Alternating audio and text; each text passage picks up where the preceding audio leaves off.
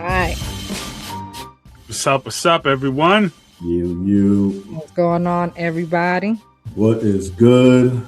Welcome to episode 5 of the Not For Nothing podcast. And número 5. What she said. Imagine that. Imagine. That. I am Dame. He is Just Jew. The Panthera Leo. She is Agnes. Just Agnes. Or y'all can call me E. Word. Man, got it again. Week 5, feeling good. How you guys feeling? Feeling good. Pretty good. Yeah. Look at us. Episode 5. Episode 5, here we are. One day we're gonna be. This is episode 505. We'll get there. We get there. Having fun though. Having fun kicking it with y'all. Let's get to it. Yeah. So this episode is gonna start crazy. Just give a forewarning. I think it's not that crazy. It's not that crazy because for me it's normal shit. But yeah, it'll probably be crazy. I think everyone is getting to learn a little bit of each of our characters. Someone said something to me this weekend. I forget what the topic was. It just said maybe it's a reptile. Maybe it's what? The reptilians. Just making a jab at the podcast, but I fucking died laughing. Hilarious.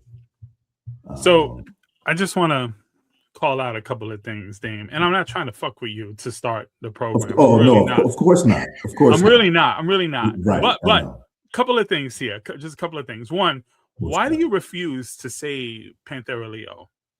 Does that go against some sort of moral code? Like if she called herself Tigress Leo or whatever, you would say it's like contradicting because your name is Just Jew, but no, it's not Just Jew. It's Just Jew and some other shit. So now you're philosophically breaking it down. It's a lot. It's a lot. Just Jew, aka Panthera Leo.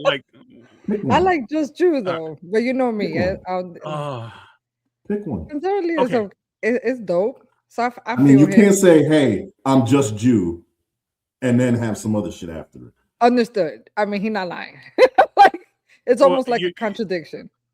You know, it's a contradiction that you went back to that furry ass big dick mic that you had last week that you were supposed to stop. You know what you look like, right? No, you know what it was. Last week, I told you it was going nowhere, and then I crumbled under pressure. And now it's fuck y'all. It's here forever. What he look like? Deal with it. Not the slurping sound. All right, I'm gonna start again. I'm gonna have different colors. Matter of fact, I'm gonna start syncing the color to whatever I wear. I'm gonna buy the shits in every color. Just to fuck with y'all. Okay. Love that for you. What the hell is that noise? I don't know what. That was nasty. What was that? It's like some slurping. Well, we were talking about the mic, and I don't know where that shit came from. Just the mic close to your face. I don't understand. Delete that. I don't have nothing to do with that. Okay, bet. Oh shit. Gonna delete it. He's deleting it. Oh my god, this guy. That's what you did with it, right? Yeah, it's in the flushed it down the toilet. History. I don't know. I think every soundboard should have a slurping sound effect. I think every soundboard should have a maximum usage, where you've exceeded your limit. It's off now. Like three tries and that's it. It's done. It's done for the rest of the podcast. I didn't even hear that. I don't even know what that was. I can tell you press something. I don't like that y'all had all this access to noises and I don't. When you tase, was that a taser? Are you tasing? No, I labeled that appropriately. Skeet. So. Oh, there's something's wrong with you. I'm not the one with the Listen. What the what? Okay, You have we're gonna talk about people that phallic definitely have fascination. some issues. Listen, Yeah, and let's we're get gonna to get it. to it. We're gonna get to it. Let's get to it. So Speaking of this people with guy, fucking issues, I mean, does he have issues? I So don't have for y'all that don't know what's happening, let me explain to you what just happened recently here in our nice sunshine state of Florida. This dude, what's his name again? Ricky something. This guy, 33-year-old man who was missing for a couple of days, uh, showed up on a beach in Santa Monica, Gerald. kind of disoriented on some beach. It's my dude right here. So when they asked him what happened, where you was at these last 3 days, he said that he was kidnapped by a bunch of dolphins, and they brought him underwater and held him captive for like 3 days, and while he built an underwater city with like zoning and everything. So when they asked him how the fuck you was underwater, like how was you breathing for 3 days, and he said Gerald was the leader. He had like some bubble over me that can make me breathe underwater, and he was like, And we who's Gerald? spoke in. Gerald is the man. He's the lead dolphin dude. Okay, So he's not a man. He, the head according to this honcho. guy, is a dolphin. Well, June, not that he's literally the man. I'm just saying he's the man. Like he's the shit. He's the G. He's the OG of the group. he's the OG, And he's the one that communicated with my homeboy over here through clicks and like telepathy. Clicks. Anyway, You mean like that? what makes it crazy, the story, is that when they, first of all, he stuck to his story. His story hasn't changed. Polygraph test allegedly passed. They did examines in his body, his lung, chest. This is where it gets crazy. It aligns with his body being under 40-50 feet, along with like the water particles that was in like his system, aligned with everything he was saying. What's crazier is that my dude in real life is like a underwater engineer guy. Some kind of scientist, yeah. Yeah, like they picked the right guy. He was the chosen one. So when they examined him, they didn't find water in his lungs as they would someone who drowned. But they did find remnants of water, like samples that match water 40 to 50 at that sea miles level out at sea. So yes. So much his so physical examination supports the his government's story. been out to this area where he said, because they supposedly they're coming back for him for phase 2. He's not finished. 3 days wasn't enough, but he did what dolphins. He had to. Yeah. But it was dolphins and mermaids. They're coming for him. Oh, there was mermaids too? Allegedly. There was like mermaids. Like Listen. I want to be kidnapped by dolphins and mermaids. Why not? I'll get kidnapped by some mermaids. I'm down. I mean, he wasn't on drugs. He didn't hit his head. There was no trauma. He passed a polygraph test. The government was shook up a little bit about this because they went out there with helicopters and boats and shit to try to find this underwater city that he built. When they found him, he was drawing blueprints in the sand. Yeah.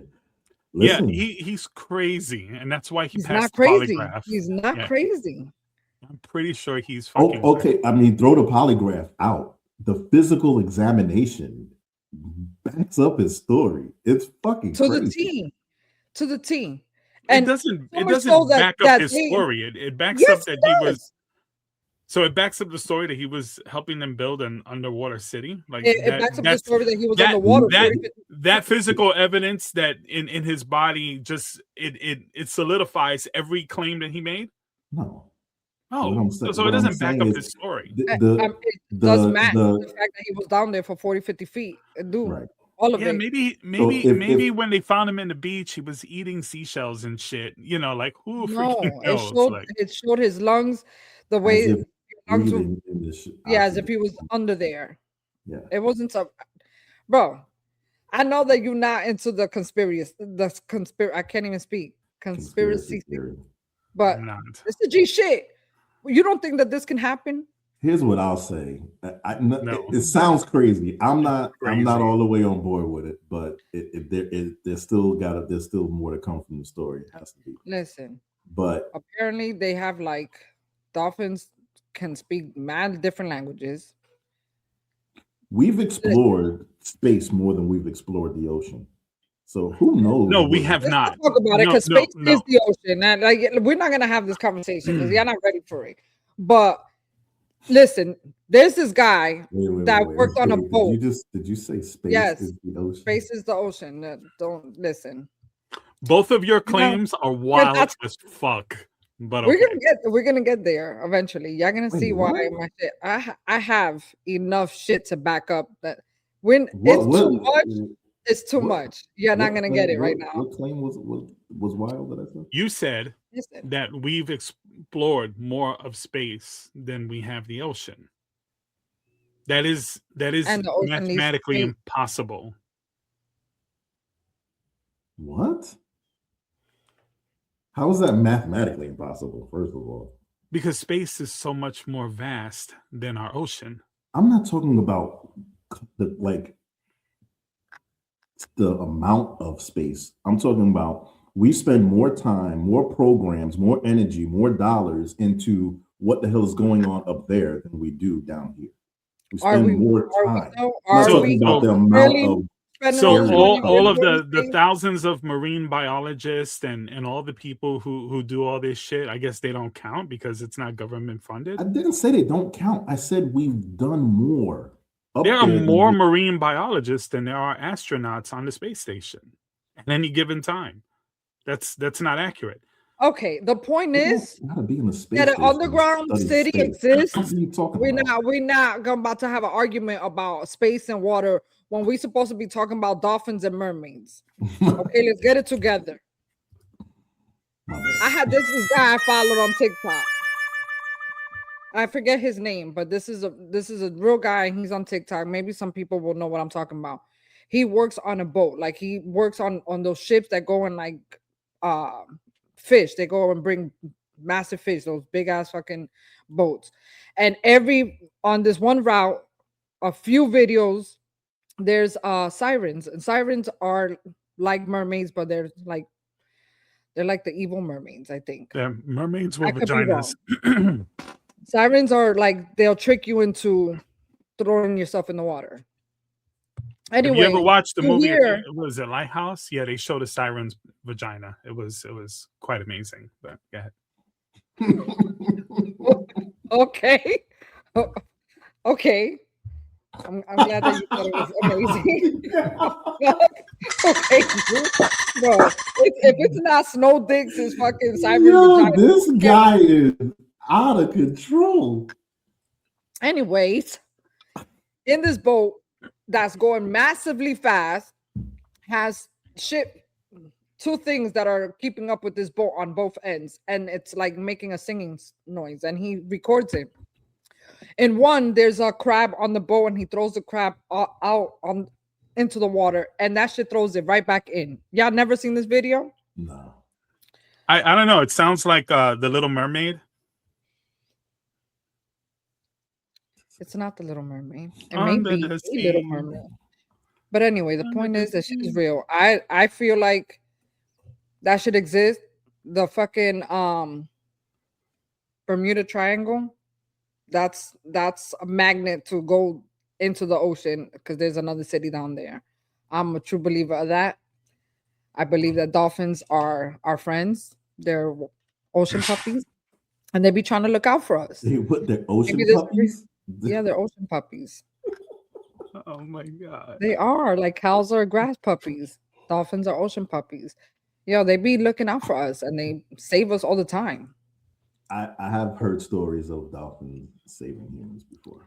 Yeah, and Gerald was a nice guy and he helped. I mean, I get it. They kidnapped him, but they took care of him. They made sure he didn't drown. Can I just ask? He was a little bit dehydrated. What's the purpose of all of this? That's over a lot. To prove to you, Jew, that shit happens. That there's shit out here. That wait, no, what? What did I miss? Fuck yeah. What did I miss? I said, what's the porpoise? Not the purpose, but the porpoise. Oh, It's a nerd Dolphin, joke. porpoise. Nerd joke. anyway, That joke, yeah. we're gonna come back to the story when he gets kidnapped for phase 2. Okay. Listen, at the very least, I'm interested to hear whatever else comes out of this, because once I heard the physical examination, the results of that, They're investigating I was it. like, They were out there with helicopters and fucking submarines and shit to try to find this. And I don't know who knows what they found, but Yeah, you see this guy here?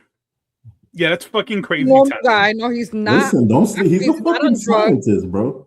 Yo, Don't sleep on him just because he's sunburned. respected scientist Yeah. who works with underwater shit. Like, he ain't a slouch. Yeah, that's for sure. he's a scientist that is in desperate need of attention. Like, come on. really? Well, that's the type of attention Yeah. he needs. He's gonna make himself look like a crazy man by telling everybody he got kidnapped by dolphins and knowing that he can be the laughing stock of Florida. Listen. like I'm that. gonna tell you, if For a I was popularity contest. if I was kidnapped by dolphins, nobody would fucking know. There's no way I would come to shore and just be like, "Hey, look, you don't want to know what happened to me?" No, What no. are you gonna tell people? What are you gonna tell people that you've been missing for 3 days? I was at the beach. I was in the ocean, and I got lost in the ocean, and I found my way You're back. gonna tell somebody. Not Like, yo, I don't want to nothing. tell nobody this. Okay, not for nothing. Not for nothing. Imagine you're missing for 3 days and you come home and you tell your wife you got kidnapped. Yeah. It'll be hilarious that it does happen in real life. You signing papers. People You signing divorce papers. And then you tell her, like, you guys are, having an intimate moment, and you're getting real close, and you're like, babe, would you mind making this sound for me? Yo no puedo con este. See, it's always, Yo no like, puedo. where's the line? Let me step over it real quick. No, but I mean, you're the one that brought that up. So if you I you're gonna took be it there sexually and you took assaulted it by further. dolphins, and now you want to hear that noise during your intimacy because you were sexually assaulted by dolphins? Oh, he was sexually assaulted now by No, I'm- dolphins? No. See, I'm not saying crazy shit. That was I'm wild. saying if you got kidnapped, because why would you want to hear that noise during your intimacy unless you got sexually assaulted? I wonder how a dolphin would sexually assault you. Would they use their nose or their fin or what? Like, they are like super. So dolphins. They are. They'll gang up on you and run a train on you. Listen, that was great, guys. Agnes, keep up on it. Keep up the good work. Keep it up. If anything else comes of it, we'll bring it up back. All right, kidnap phase 2. Yeah. Jason Momoa, you're the man. Yeah. So you just gotta shift. He'll keep going. Anyway, since we're on the Florida topic. No. What's going on? What was the Grammys just happened this weekend? No, man. Oh my God. What was it? It's the Academy Awards. Yeah, movies. Jeez. Oh man. All right. So, woo. The 2026 Academy Awards. So I guess where I want to start. I just want to call out movies in the last maybe year and a half, 2 years. I think I'm making a minor comeback, and I'm really happy to see this. So, the Oscars actually had a pretty good buzz before and after, and that's something that we haven't really seen in a while. Obviously, Damien didn't know what the name of it was, but it's definitely gotten more attention. I'm sorry, Dame, but it's gotten more attention than what it's normally been getting. So, couple of things that we can point to, right? So the box office has kind of been in a recovery since COVID, right? COVID really kind of hit, moviegoers. A lot of people became disinterested because of COVID, but it was more factors to it than that. Theater exclusivity also, really hurt movies. So if you remember, it was a big controversy when a lot of movies, including like Godzilla versus Kong, which is a big blockbuster, summer blockbuster type of movie, came on stream simultaneously with the theater release. So, that kind of hurt theater sales. We have alternative content. So, theaters, they're not doing a streaming thing anymore. Now theaters are doing like exclusive content, maybe showing older films, in between slower times, which is good. That's getting people to go back to the movies, enhanced theater experience. All of that stuff is really great to see. So, beyond a why, we've seen the recovery, and it's not 100% perfect. I mean, it's still got a long way to go. But why we're seeing some of the increase in movie theater going. And before I even open it up to the why, are you guys moviegoers at all? Like, has this affected you at all? Like, did you once upon a time go to the theater more than you have gone in recent years? And Yes. Are you increasing your movie? Like, what's the last movie you saw in the theater? What's the last movie I just saw? I'm terrible with titles, but it just won an award. Sean Penn won the award for it. One battle after another. Yeah, that was the last one I saw in the theater. No, that might be a lie. I might have seen something more recent than that. Did you see Sinners? I saw Sinners. I did, but not at the first week it came out. Yeah. And you, Agnes? I saw a movie with, I don't remember what movie it was, but I know the last time I went with a couple of coworkers. What the hell did I go see? I don't remember. I lied, but I don't. No, I saw Beetlejuice. I saw the a couple years ago, yeah, like last year, right? I think it was last year. Yeah, that was last year. I saw something else. I try to go every once in a while. I'm taking my son now in April to see the Michael Jackson movie. So I just saw the other day Undertone that just came out. I usually try to go at least once a month to the theater. I'm a movie guy, but it makes me Mercy. Okay, sorry. So that was the other one. That's the Mercy was the most recent one I saw. Which one? What is it? It's called Mercy, and we went to a 40X theater, which was the first time I experienced that. That was pretty. It was dope. Pretty interesting, yeah. Yeah, okay. Yeah, and that's another thing that's kind of helped the recovery, right? Better seating, better screens, better sound. Doing all different kind of things. So that's really cool to see that in the last couple of years. This one's like a fucking, it's like a simulator. So the seats move, you get splashed with water, fucking air and shit. That's fire. And it's 3D. Fire. Yeah. That's dope. The movie theater I go to that's by here is cool because it reclines the seats. They sell alcohol, you know what I'm saying, and food. Yeah. So it's dope. Yeah. Yeah, that definitely brings in more of an audience. Because that's like the new standard. Like if it don't have that, I ain't going. Right. And TV shows also like dramatically impacted, moviegoers. But TV shows have increasingly become more and more sophisticated, more expensive, and it's a little bit hard to do that kind of production, and then it doesn't really sell. A lot of people aren't watching certain shows, and they've wasted a lot of money. Shows get canceled after 2 seasons. So anyway, but beyond the why, what makes me happy about this, and this is just goes in general, right? So I feel like art has taken kind of like a back seat in the last couple of years. And we're talking whether this is, because if we're talking movies, music, just in general, art, I feel like has taken a major like step back, not just because of COVID. And some of it, whether it's social media with shorter attention spans, whether it's, the increase of mobile apps, mobile games, corporate trends that prioritize profit over depth in content, a lot of these things, I just feel like they've kind of watered down a lot of, culture and entertainment. So it's crazy because in my opinion, I feel like the best type of art isn't fully understood. So like if you take like a film like The Godfather or Citizen Kane or 2001 Space Odyssey, The Shining, The Exorcist, the list goes on and on. Mostly older films, but newer films do it too, like Get Out recently did it, where the film is studied way after people watch it, because on rewatches, people discover new things about it. To me, that's the best that we see in art. It's nuance and subtlety, right?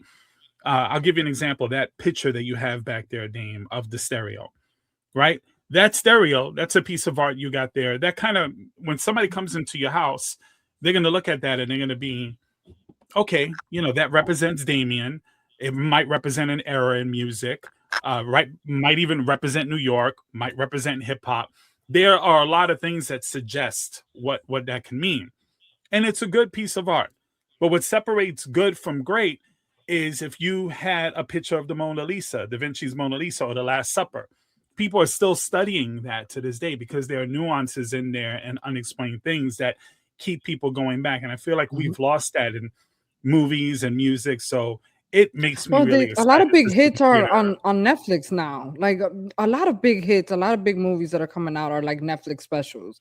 So some people don't leave the comfort of their home to go to the movie theaters. You know what I'm saying? Yeah, but I that's like. that's the problem. That's the Yeah, problem right there.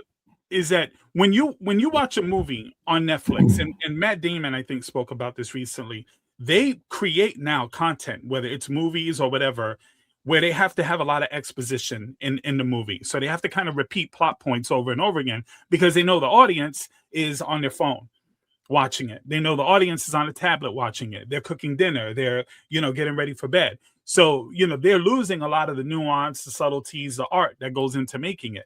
So when you go to a theater, it's a little bit different. Your phone is usually off. You're in the dark. You're not talking. You're not doing 20 other things, multitasking. You're focused on the film. So, yeah, Netflix does this stuff, but it doesn't mean it's an increase in the art. It means it's more of an increase in the profit side of it. That's what I was going to say. I think that's one of the two things that had a negative impact on art was people not wanting to leave their house and the attention span shortening for whatever reason.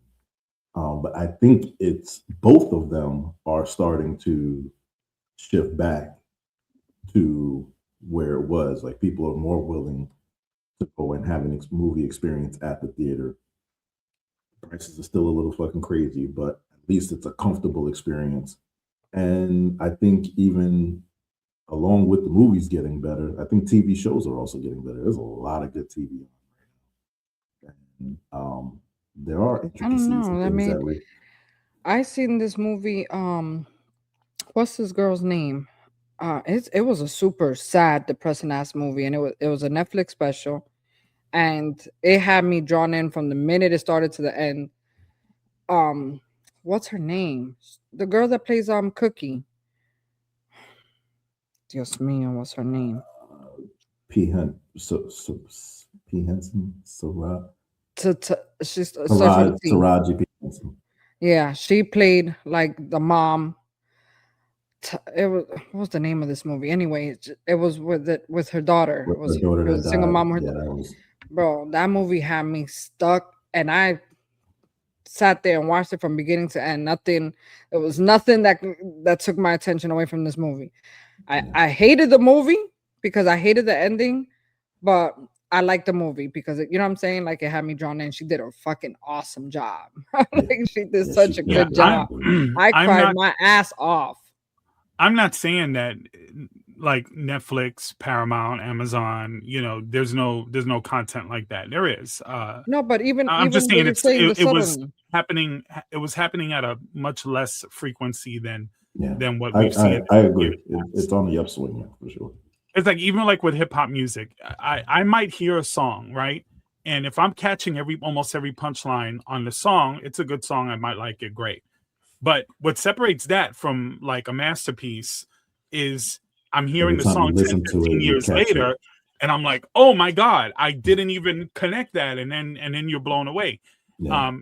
That's the difference that I think. Right. And I think in art, it's very important. So that's why I say support like indie artists, indie music, indie films, support those studios, support those individuals that are trying to do it, indie podcasts like us. Just support it because that's what keeps things afloat, and that's really where the creativity is. No AI music, Agnes. No comment. Juice face right away. Nah, but I agree. I definitely do think the quality of movies is getting better. I wish you guys watched more TV and so we could talk about some of that shit. I watch some great TV that you won't watch. You still haven't watched Breaking Bad or Better Call Saul. To me, best two shows ever. Two out of the top three best shows ever. About things that are currently on TV today. Currently on TV, I talked to you about that too. Pluribus, which was killing it on Apple in his first season, and Severance. Those are probably the two best shows on Apple TV right now. Damn, I don't watch shit. I don't know. And they're current. I haven't even. Severance just wrapped up season 2. Pluribus wrapped up season 1. Pluribus is made by Severance. I haven't gotten to it yet. And Pluribus is from the same maker, Vince Gilligan of Breaking Bad and Better Call Saul. And right now, those two are quite amazing. So there are TV shows that I've watched recently. The Bear's another one, that are pretty good. But I'm not a big TV show guy. I much rather watch films. But if a TV show is really good, it's nuanced. It's not the typical, silly story shit. If it's something unique, I'll watch it. When you say something on the topic unique, go ahead, Dame. No, I was just asking, when you say something unique, like what do you mean by that? I don't know. I feel like there's a lot of rinse and repeat on TV and in the theater. I just, are you familiar I don't want to hear, not for nothing. I don't want to hear. I'm not interested in another fucking cop drama. I don't give a shit. I'm not interested in, it's like always the same, these little, courtroom, dramatic, weird shows that. I don't watch those shows. I don't watch those. Yeah. I don't watch none of that shit. Are you familiar with? My bad. The only thing I watch when I do watch is investigation discovery, because I like to watch all the murder mysteries. That's it. And I can watch that shit for hours.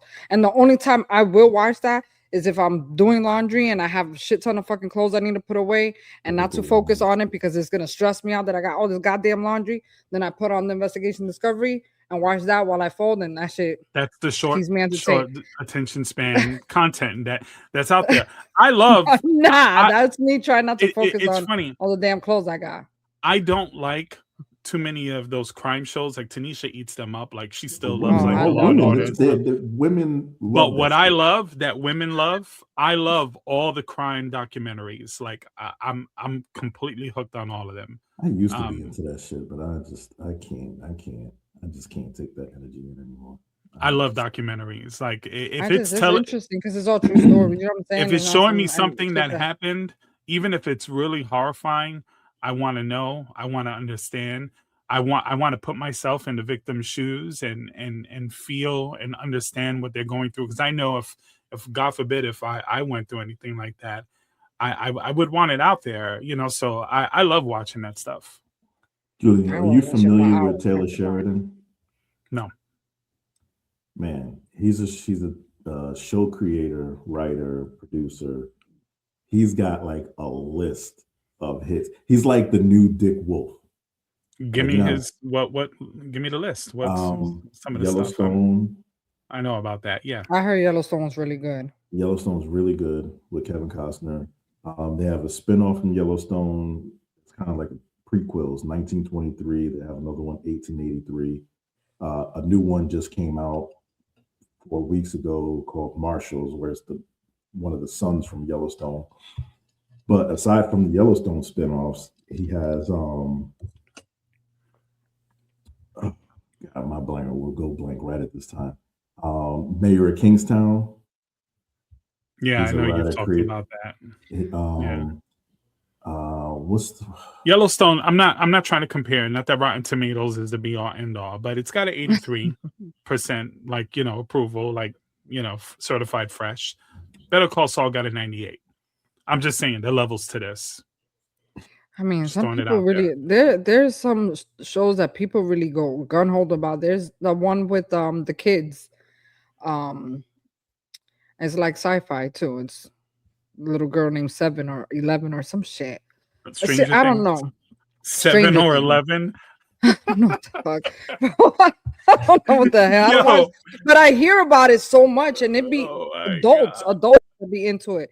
Same with the other one with the girl with the white hair, and it's like back in the days. That one's So- also Okay, Lioness. Stranger Things, Agnes fell off, but that first season, 2 seasons, that was my shit. Because as someone who grew up in the 80s, it paid homage and respect to that time. And it was showing kids that were doing things that I did as a kid. And it was just a better time. So just for that alone, I I don't really feel like liked it fell off. People really like still No. talk about that. The writing and the show itself, like the quality got better, but the writing got absurdly ridiculous.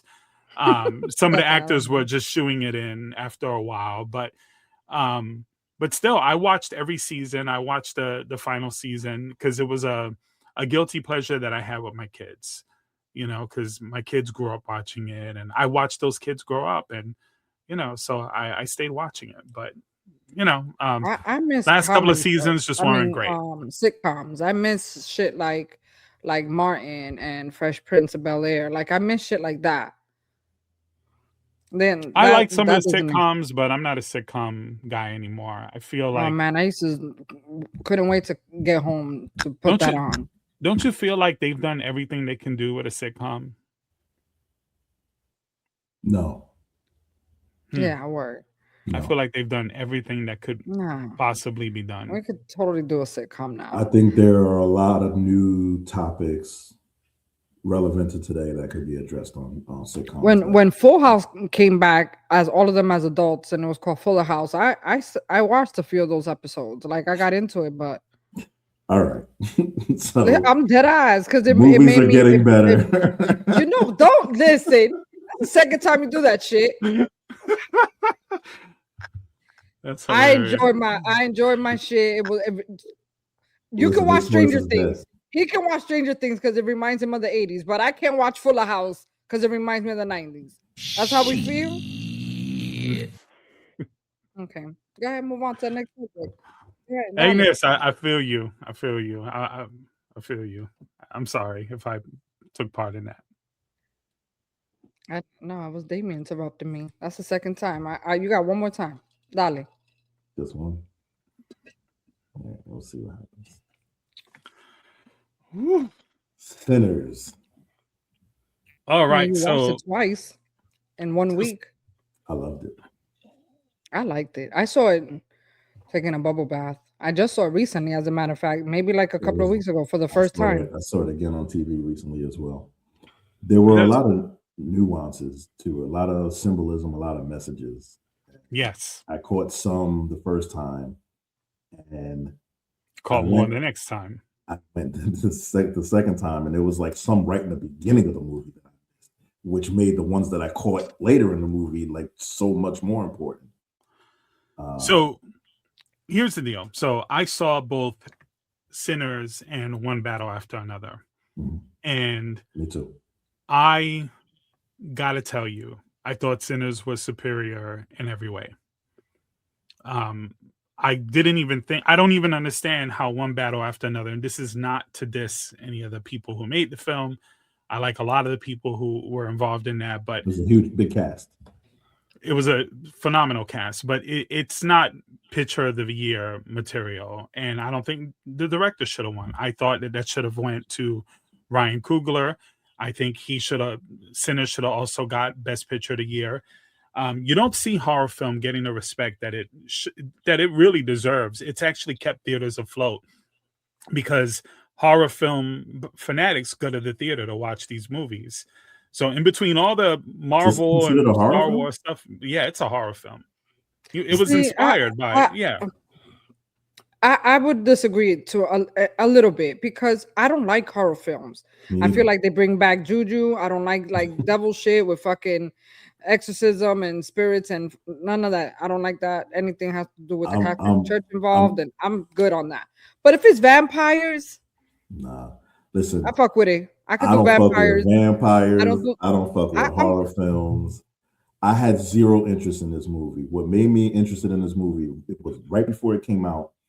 I saw an interview of Ryan Coogler, and he was talking about the different aspects and techniques that he used to film it. And then you could watch it in this theater and experience it this way, and you could watch it in this theater and experience it that way.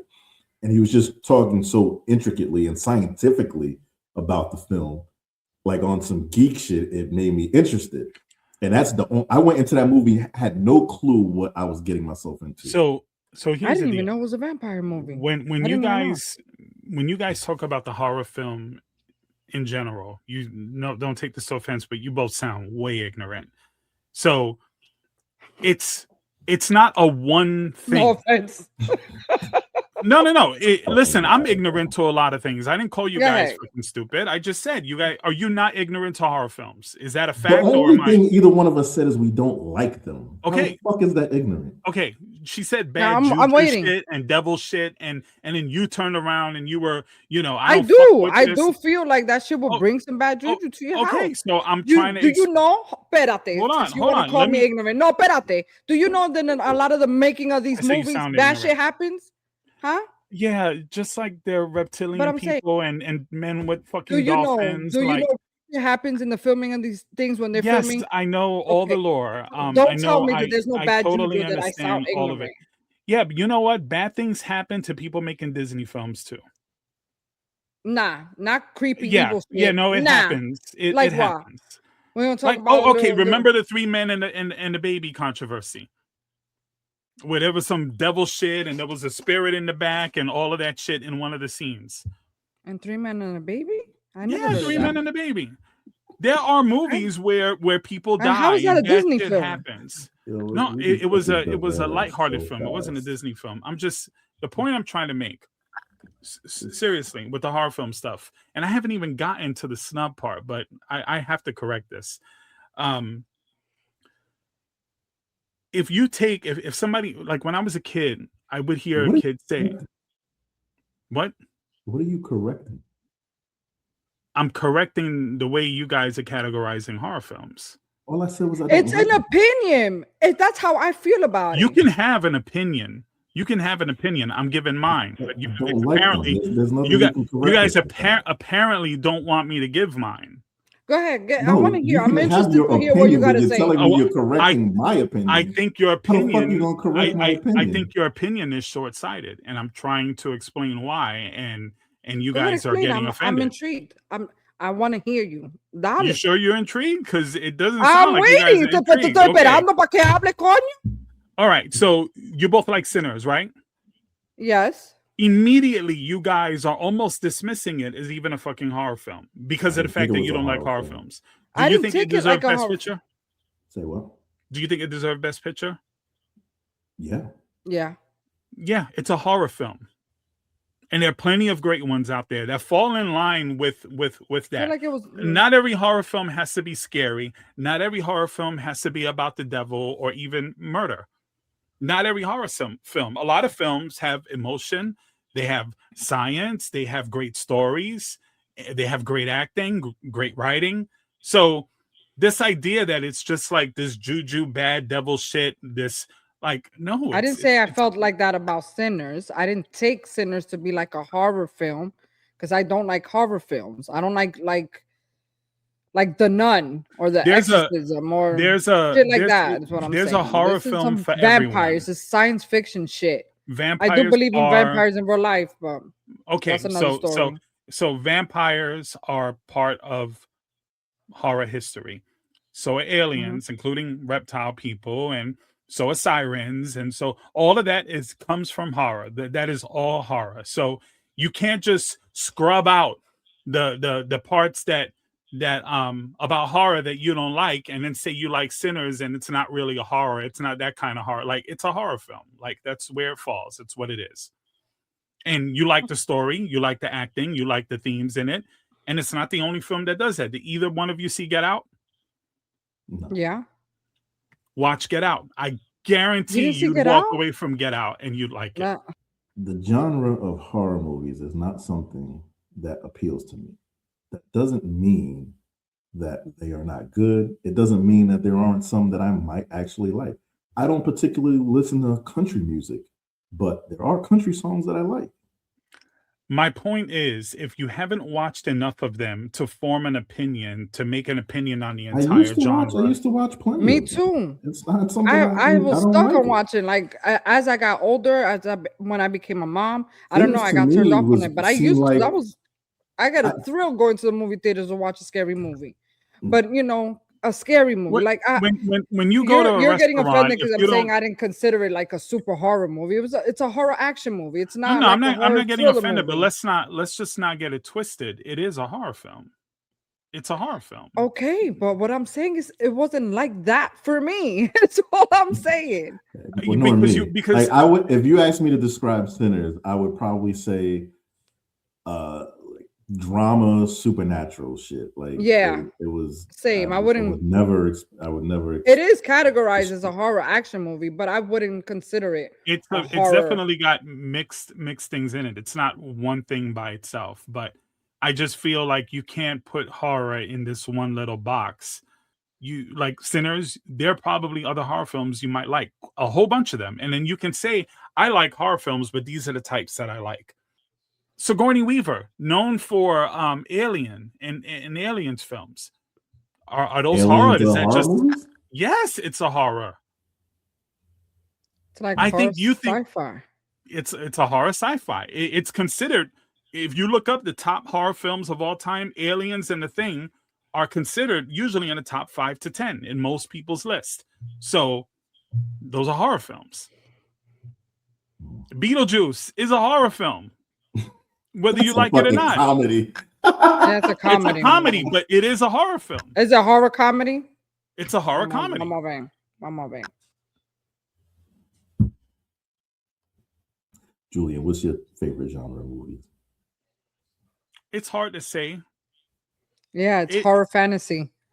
I would say horror probably is my favorite. I can't say it's the fantasy best. comedy. That's what it's considered. So is Ghostbuster a horror film? It's a comedy first, but yeah, it has horror elements. Okay, sure. That's what I mean. When I say To me, it's not that horror.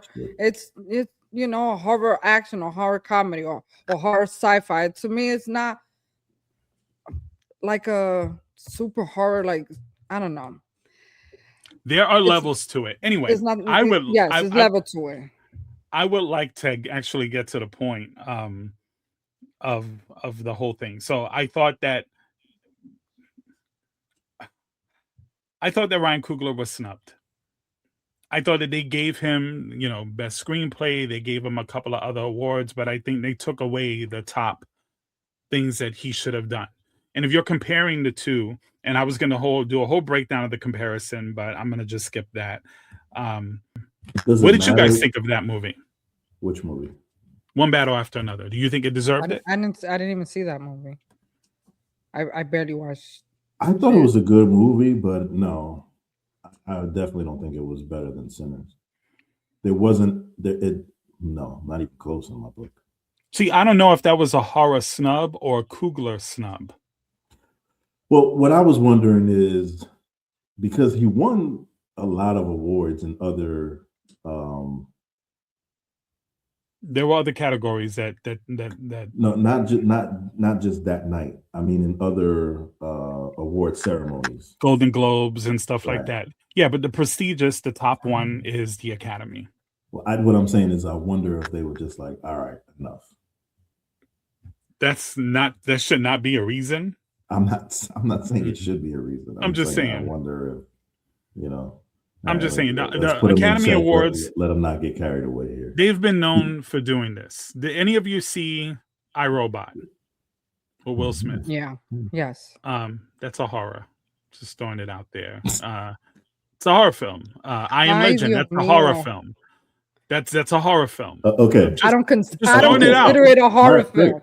So ya mochame la cabeza because I don't feel like it's a horror Just- film. It doesn't matter what your feeling is on it. That's the genre it falls in. It doesn't matter your feelings or mine. That's what it falls under. What was I'm your okay with it falling under it, but I'm just saying I don't care for horror movies, and those type of movies I don't consider them horror, even though they're named as a horror movie. It's Or horror sci-fi. horror-ish.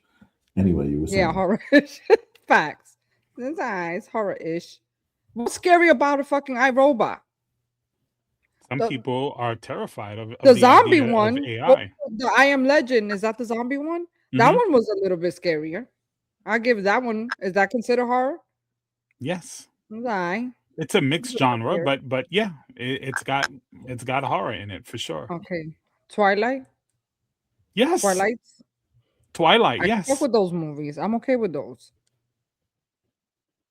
That don't. So I'm just saying So all right. So from my understanding, what in Twilight, what is the horror element? What makes that horror? Vampires and werewolves killing humans. Okay.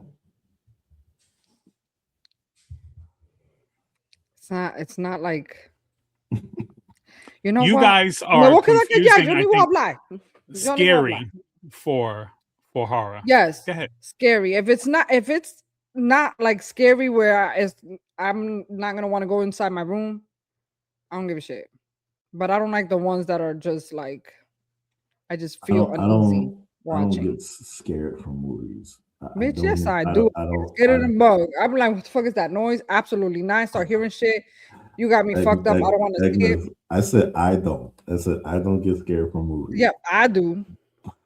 I don't enjoy gore and all of that shit. And so is that gore your is like of horror? Texas Chainsaw Massacre is gory. I don't like shit like that either. What was the little dude in the little bicycle that was testing people? That's considered horror too. I'm definitely not watching. Would you like to play a game? See now that's funny because you like the crime thriller stuff, and Damien likes that kind of stuff as well, to a degree. And the first Saw movie, Danny Glover's in that movie. He plays a cop, and it's very much about an investigation. So if you take away the idea of the blood and the guts or whatever, and you just focus on the story, you will find that it's not what you might think it is. Same thing goes with The Exorcist or Sinners. Like if I told Damien, hey, Sinners is a great horror film, you should check it out, he has his own preconceived notions of what a horror film is, and he's going to say, no, I don't like that. I don't want that. But the fact that he went into it with a different attitude, he came out of it appreciating what it delivered. And that's all I'm saying. Is just being open to understand. Had I known there was going to be vampires in this shit, I probably would have never went to watch it. I didn't even know. I had no idea it had anything to do with vampires. I swear to God. When I saw the previews, but tell me what did you feel when you saw it? When you watched it for the first time? I was hyped. Right. So does it matter that it had vampires in it? Or it made it better. But does it matter that it was a good movie? Well, it also wasn't very gory either. And by the time I got to the vampires, I understood it got a little gory in what the vampires were actually representing. That's kind of how I saw it. Not so much as the vampire, but as the bloodsuckers that they are. The whole scene where Homeboy is trying to get back into the juke joint. Yeah. That was pure horror. Pure suspense. It's the Alfred Hitchcock philosophy, right? Where, filmmaking, you know he's a vampire, but the other characters don't know what he is, but they're kind of suspicious of it. And it's a whole dynamic. Now, you don't probably know too much about vampires. I don't know if you've read any books or any of that stuff, but in most lore of vampires, they can't come into an establishment unless they're invited. Right. So if you weren't aware of that, if the film didn't create that exposition, during that time, it might have gone over your head. But for a horror fanatic, someone who watches a lot of this stuff, I was super excited to see it and see it implemented, respectfully in the right way. That was dope. Yeah. And obviously new audiences jump into it. So that's why I'm glad. I was trying to make the point with Black filmmakers, because somebody like you who probably would have never given it a chance, now, you're going to probably follow more of his work, and he'll probably do more horror films. I'm familiar with him and his work, but I definitely will follow all of the Sinners that branch off of this. He did Fruitvale Station, Black Panther, Creed. You know, so seeing him jump into horror and why? Because dope. Jordan That was a dope Peele's movie. killing it, you know, with the movies that he's doing. Get Out, Dame, go see that. Yeah, you got to see Get Out. Like, You got to see Get Out. you It's might dope. like it more than Sinners. Maybe I'll check it out this weekend. You know, I'm just saying, take the notion out and just try to enjoy a good film, and you might not have such of a adverse reaction to the idea of watching horror. Right, Friday the 13th, Freddy Krueger. That's That Jason motherfucker. Voorhees. Listen, he jacked me up my whole childhood. I really drammed with this guy. I really Friday thought the I was 13th gonna is wake up. Jason. No, You're talking about Jason or Freddy? Fear Street. And Is it Nightmare Fear on Street? Elm Street. Elm Street. Elm Street. Nightmare on Okay. Elm Street. A Nightmare on Elm Street is Freddy Krueger. Freddy Krueger. Friday Yeah, the that's what I'm 13th talking about. is No, Jason Freddy Krueger. That Voorhees. motherfucker stressed me out. Friday Halloween the is 13th Michael stressed me Myers. out. Halloween didn't stress me out either. Freddy Krueger stressed me out. Bro, Freddy Krueger had me in the shower washing my hair with my eyes open because I was afraid to close my eyes. That's the type of shit Freddy Krueger had me on. I felt like if I close my eyes, he was gonna show up in my dream, and I had to fight this dude. You sound like you were traumatized as a young person watching this stuff. Would that be accurate? I was a child with a very it. active imagination, and Same. Yo, check this out. We had a pool when I was a kid, and I'm talking like 5, 6, 7, 8 years old, somewhere around there. I could be in the pool by myself. I know I'm in a pool, and I know there's nothing else in this pool. But when I went underwater, I would hear the fucking Jaws theme music. And it would creep you out. I'm out. I gotta get out of the pool. So you know, sharks don't typically hang out in swimming pools. I just said this. He's less than 8 years old, bro. Like, come some slack. I'm just saying. I started it by saying I have a very active imagination. Also, where I'm from, that's what it is. Yeah. In Staten Island, we have in New Brighton or New Brighton, West Brighton, there's this Elm Street. And my mom had a friend that lived on Elm Street, and sometimes we would go there and hang out. And at nighttime, as soon as it got dark, there were kids on that block that I would hang out with. But as soon as it got dark, I'm inside. I wouldn't even chill on the block. I wouldn't even chill there. I'm good. Absolutely not. Yeah, you guys have definitely some trauma when you're young, and I think that's what's forming a lot of the opinions that you have. Even after that, I watched gotta be traumatizing. Why couldn't it just be that Wait a minute. You're the one that just said that you couldn't even take a shower, that Freddy Krueger fucked you I was up. scared. I'm not making this shit up. You just that's fucking trauma, isn't it? You're saying I'm trauma. There's something traumatized me to make me feel scared about this movie. You just said it. The fucking movie traumatized me, bro. The damn fucking movie traumatized me. That's what I'm saying. The movie traumatized you. Some shit in my childhood. You say some shit in my childhood. That's what you say. Coño. A ti te gusta joder. I've noticed. I'm picking that is up. not it whatsoever. That is guys, not we it got 96 more topics to get to. The hell's happening in Cuba? What are we doing? All right. Cuba. I don't even know if I can segue into this shit. Okay, let me break what's going on here. So Cuba has had a problem with their grid. Same thing with Puerto Rico for quite some time. It's pretty outdated, right? So because of that, they depend on oil. And Donald Trump has pretty much put sanctions on oil and food. He's expanded the embargo and targeted cuts to the Cuban oil supply, which includes Venezuela, right? So he's also effectively put pressure on them to stop sending oil to Cuba. Same thing with Mexico. He halted fuel exports from Mexico, threatening them with tariffs. So Cuba, depending on this and the U.S., has had a shortage now. And because of that, they're losing power. They've lost power, and it's affecting how they're able to heat their food, how they're able to get medicine, how they're able to open up schools. It's affecting every aspect of life store food's going bad. Or food because going they keep it bad. cold. Right. So you're having, a nationwide grid collapse, 10 million people without power. Think about Wow. that. Anybody on life support in a hospital, think about what that is if that hospital doesn't have a generator. And And even we're a doing this. generator We're is. doing this to Cuba.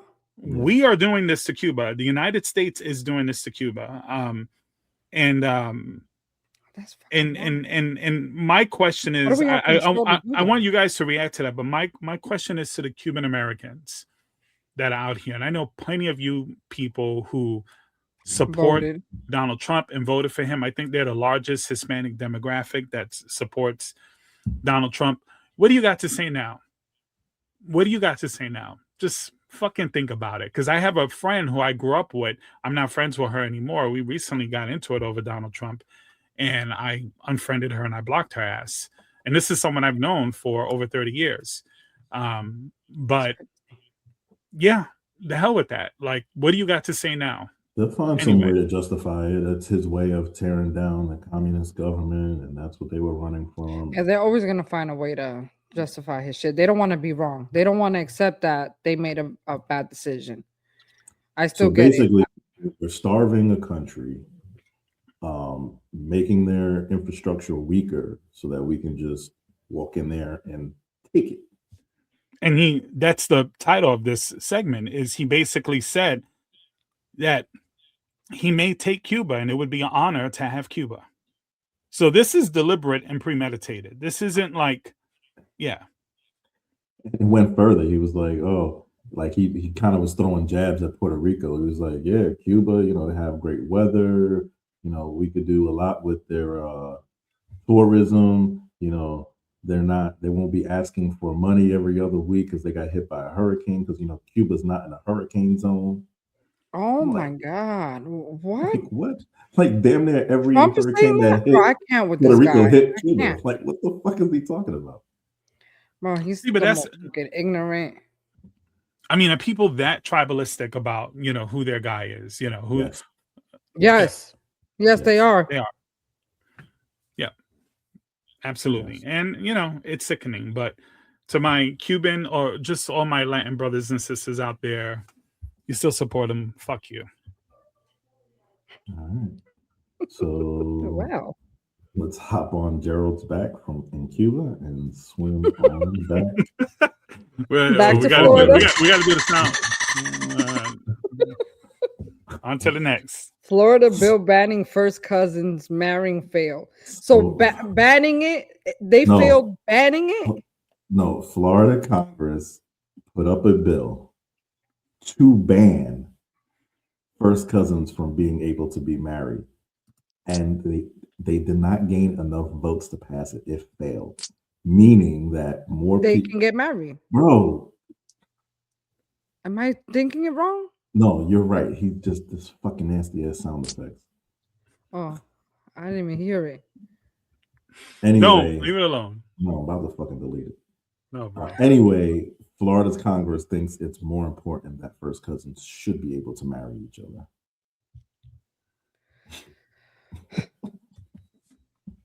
Meanwhile, they're protecting people on Epstein files. I need to move to the Dominican Republic already. Like, I don't even know why I'm still here. This is crazy.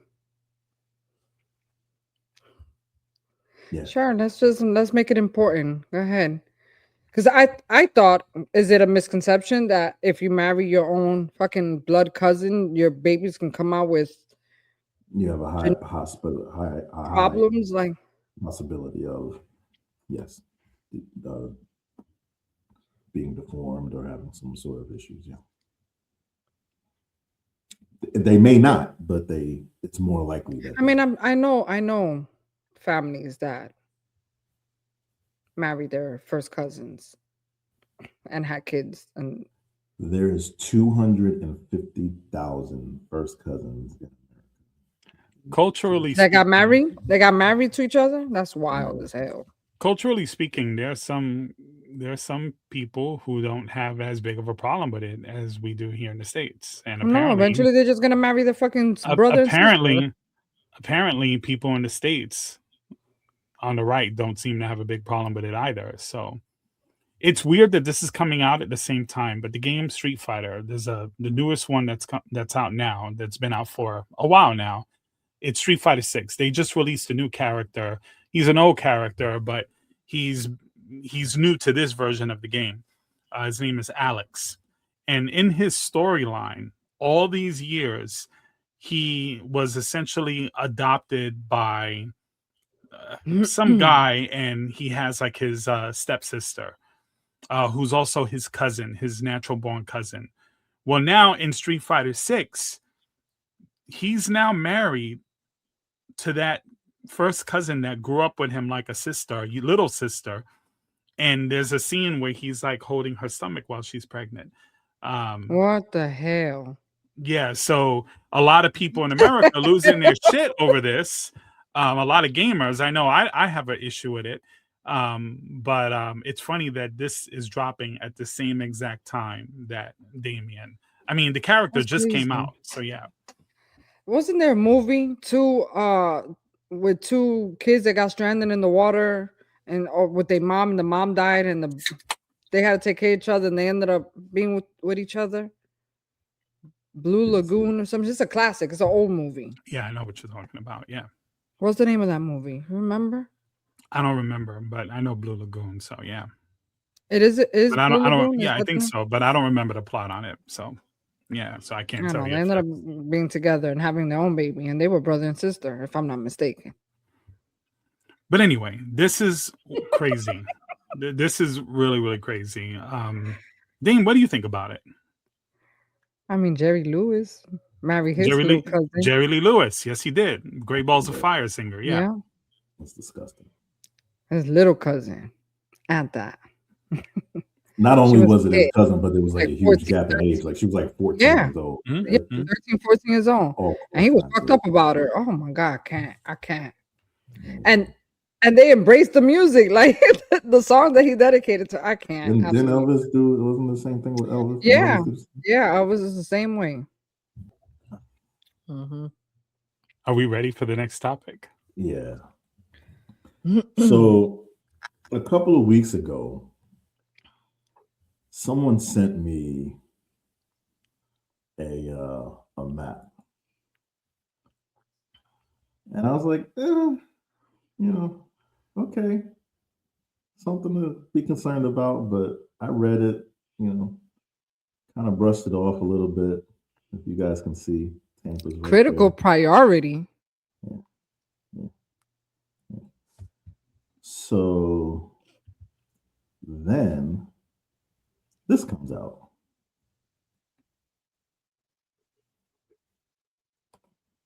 That's pretty serious, guys. Yeah, my homegirl's in the Air Force Base, and she kind of gave us a heads up. When it's at Charlie, in fact, I might still even have the message. Charlie is like one below the highest alert. Like so, serious, yeah. For those who don't know what FPCON is, that's force protection.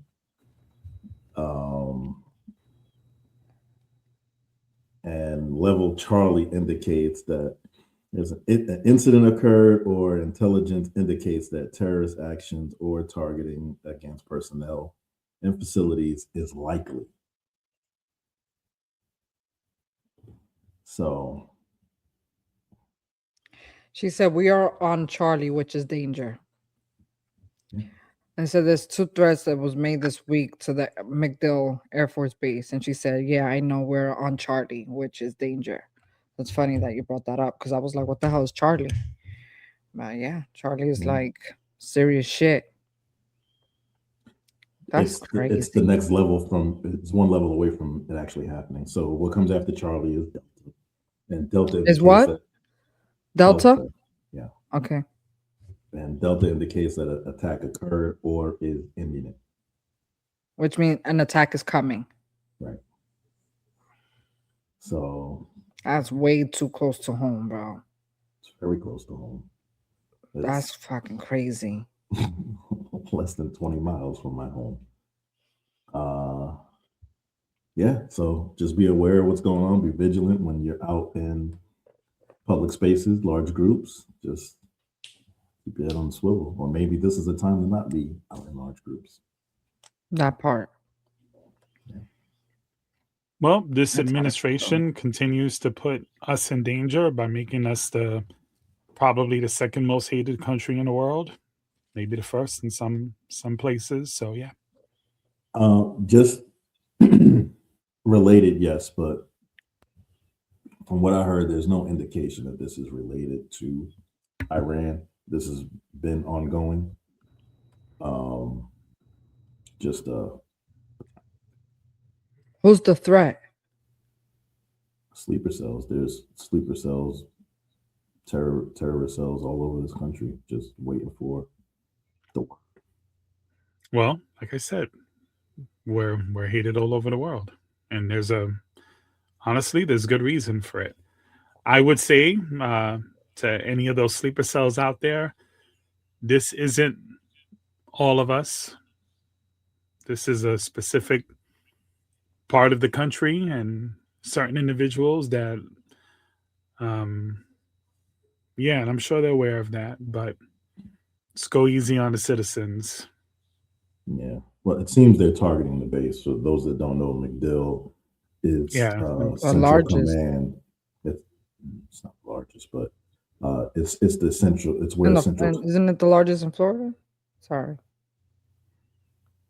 What's important about MacDill is Central Command is there, so that's where all the decisions are made about operations that go on in the. Yeah, I used to work right next to that area. Love that area. It's beautiful. I work next to that area. Yeah. But crazy. Oh. Yeah, that one I just hit a little close to home, obviously, so I thought it was important that we at least. And then, as on the heels of that coming out, we have the Director of National Counterterrorism resigning. I cannot, in good conscience, support the ongoing war in Iran. Iran posed no imminent threat to our nation, and it is clear that we started this war due to pressure from Israel and its powerful American lobby. Wow. Wow. Yeah. Just to be clear, because this guy, most of the people appointed by Trump are, have no experience or have no understanding of their position. This guy was an Army Ranger. He was a warrant officer specialized in intelligence. He went through 11 combat tours, left the military, and then joined CIA as in the paramilitary office. His wife was killed in a suicide bomb in Syria, I think. And then after her death, he left the military and got into politics, and he ran for Congress a few times. So he is well within his, understanding of his job. So I take what he said seriously. Well, it goes a little bit beyond that, because I saw today that now he is under investigation from the FBI. The FBI is now investigating him. Supposedly, the investigation was going on beforehand. Yeah, it's made public now, which all they're trying to do is just smear his name and his credibility. Right. Of course. They're investigating him for supposedly leaking information. But if you thought he was leaking information, then why didn't you fire him from his position? You just let him stay in the position and continue to leak information. It's kind of crazy. Sus. Yeah. So. I mean, I know that. I smell bullshit.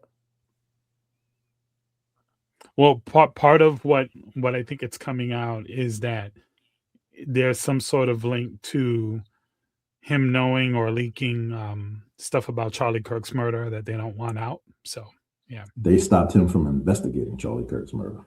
Yeah. So. Which was also sus. what, and I always we just did it, arguing over a conspiracy theory, but that line has been blurred since the Trump administration. Like, you don't know what's a lie, what's fringe, what's crazy from what's reality. What do you think happened? They've blurred those lines. I mean, I think they consciously present it that way, but I think if you pay close enough attention, you can see. Like, did you see the interview with Tulsi Gabbard? She pretty much, without saying it, said the same thing. So she is in the intelligence community, and they asked her, she had to sit in front of the Congress to inform them of threats. And they asked her if it was intelligence community's assessment that Iran's capability to attain nuclear powers was diminished from the last attack. And she said yes. And she even went as far as to say, even prior to March, there was no concern of having nuclear weapons. Then she was asked, so is it the intelligence community's assessment that a nuclear attack from Iran was not imminent? And that's when she started, shucking and jiving and doing her dance and saying, well, it's the president's responsibility to determine what's imminent. That's not up to the intelligence community. So she all but said there was no threat from Iran under oath. Her day is coming. At some point, her day is coming as well. I'm looking forward to that one, because what a disappointing hypocrite. Not that I was ever a huge fan of hers. This is out of control. She's just one of those that supposedly stood on all this principle and really has none. Yeah, she was selling T-shirts, "No war with Iran" or some shit like that, like "No war." Yeah, how do you go from that to this? She's pretty much been MIA since this whole thing happened, until she was forced to appear before Congress. Yeah, I feel like the outlet for a lot of these people is they know what's going on, they support what's going on, and then when it gets too hot in the kitchen, when the heat gets too hot, they separate themselves from Trump and say he went too far, or that's not what they signed up for. And I think she's just going to be one of many of them that are going to try to absolve themselves by claiming that they had no control over what Trump was doing. I don't know if it's that. I'm no fan of hers at all, but I think she's more along the lines of Joe Kent, where she truly believed that Trump was what he said, and he wasn't going to get into any more wars. And that's what that was her campaign. That's what she campaigned on. That's what he campaigned on. So that's what she signed up for. And when she saw the opposite was happening, she disappeared. You couldn't find her anywhere, because now you gotta face this shit that now you gotta show face. Yeah. I don't believe that anybody with half a brain, with full vision and full hearing abilities and full comprehension and reading abilities, can't see what Donald Trump is and what his direction was. I don't think anybody in his administration was duped. I think, or even people who supported him. I don't believe that. You're not duped. You signed up for this. I don't know. I think people debatable. Yeah, I think people believe him. Yeah, it's debatable because they want an outlet. I just watched the Nuremberg movie, and they actually had a documentary, I think, last year about it. That's what's going to end up happening here. Maybe not obviously to that degree, but there's going to be a lot of people that are going to be like, I was just following orders. And yeah, I don't buy any of that shit. Well, unfortunate for them, the statute of limitations is 5 years. So they will have to face it when this administration is over. Many of them will. I'm pretty certain of that. When is it In front going to of a be line. where it gets to where it's just too much, where just they've had enough and they need to make a change? When is it going to get to that? Well, a lot of When them are. when Yeah. when people are stalling on the side of the road because they can't afford gas and they can't afford food anymore, that's when it's going to be. That's when it's going to happen. I don't think they care about that. I think it's when it affects No, I them. want to know the That's what people. I'm saying. That's when they will be parked on the side of the road because they can't fill up their Oh, car. you're talking about like normal Trump supporters, not Yeah. administration. Okay, No, yeah. No, yeah, I'm yeah. talking about the administration. I'm talking about people like in the government. Like when do they start to realize that this shit is out of control and Because something needs to happen? Oh no, they do realize it. But what they're part of it. issue is they fear Trump's power, his reach. They're more concerned And impeachment doesn't exist with him. Like not until the for- midterms. We don't have the votes for it. Yeah. And that's if we even have a fair election and get there. Like, yeah. Because he's trying to rig this thing so that way we don't have an election, and that's one of the motivations for starting this war, I think. So Yeah. Speaking of which, there was an amendment, the what is it, the SAVE Act? Yeah. Voting. There was an amendment put forth that takes out the part where women would have to, their ID would have to match their birth certificate. Mm-hmm. And that amendment was shot down. They couldn't even get support of that. They were really trying to disenfranchise 60 plus million women. So if Like, you were, if just so you know, if you were married and you take your husband's name, I know, I'm saying this for the audience, which doesn't match my birth certificate, right? and I wouldn't be able to vote. You'd have to go in there with your I guess your marriage license and other documents, and you have to get there is a form you can get that would allow you to vote, but you have to go through this process. So you'd have to be able to step away from your job, step away from your family, step away from basketball practice and soccer practice. Yeah, and take time off, unpaid time off to be able to go attain. Right. They get 10% of the population, the female population in those circumstances that just aren't able to get it done. They can win an election easily. So yeah, margins are pretty small. So, even in landslide victories, it's usually no more than 5-6 points.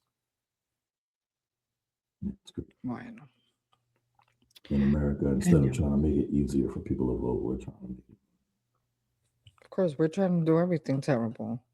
What are we doing right? It's the least American shit ever. Anyway, that's just depressing. But it's reality. I know. Well, I know. Speaking of reality, or is it? Where the fuck is Bibi? I just saw him doing backflips, drinking coffee. So I saw that one too. Okay, for context, because who is Bibi? Yeah, no, I don't. Benjamin Netanyahu, the Prime Minister of Israel. It was reported that he was killed in an attack, and he hasn't been. Normally, he does regular briefings live, and he hasn't done that in a while. And so then Israel started putting out proof that he's alive. And first video was determined to be AI, and then they put another one out in a coffee shop, and then people started researching. Turns out that coffee shop is actually closed down and no longer exists, and that was AI. And then there's another you can video. see a ring on his finger disappear midway through. I think that was in a park. I think there was another video where he was talking to a woman in a park or something like that. And he had a ring it was a bunch hand. of people. Yeah. And then he goes and reaches out, and the ring's gone, and then the ring appears again. So all of these proofs of life that are being put out are all fake. And so where is he for real? You think he died? We don't know, but it seems like maybe even if he's not dead, maybe he's injured, maybe something happened, because maybe he's.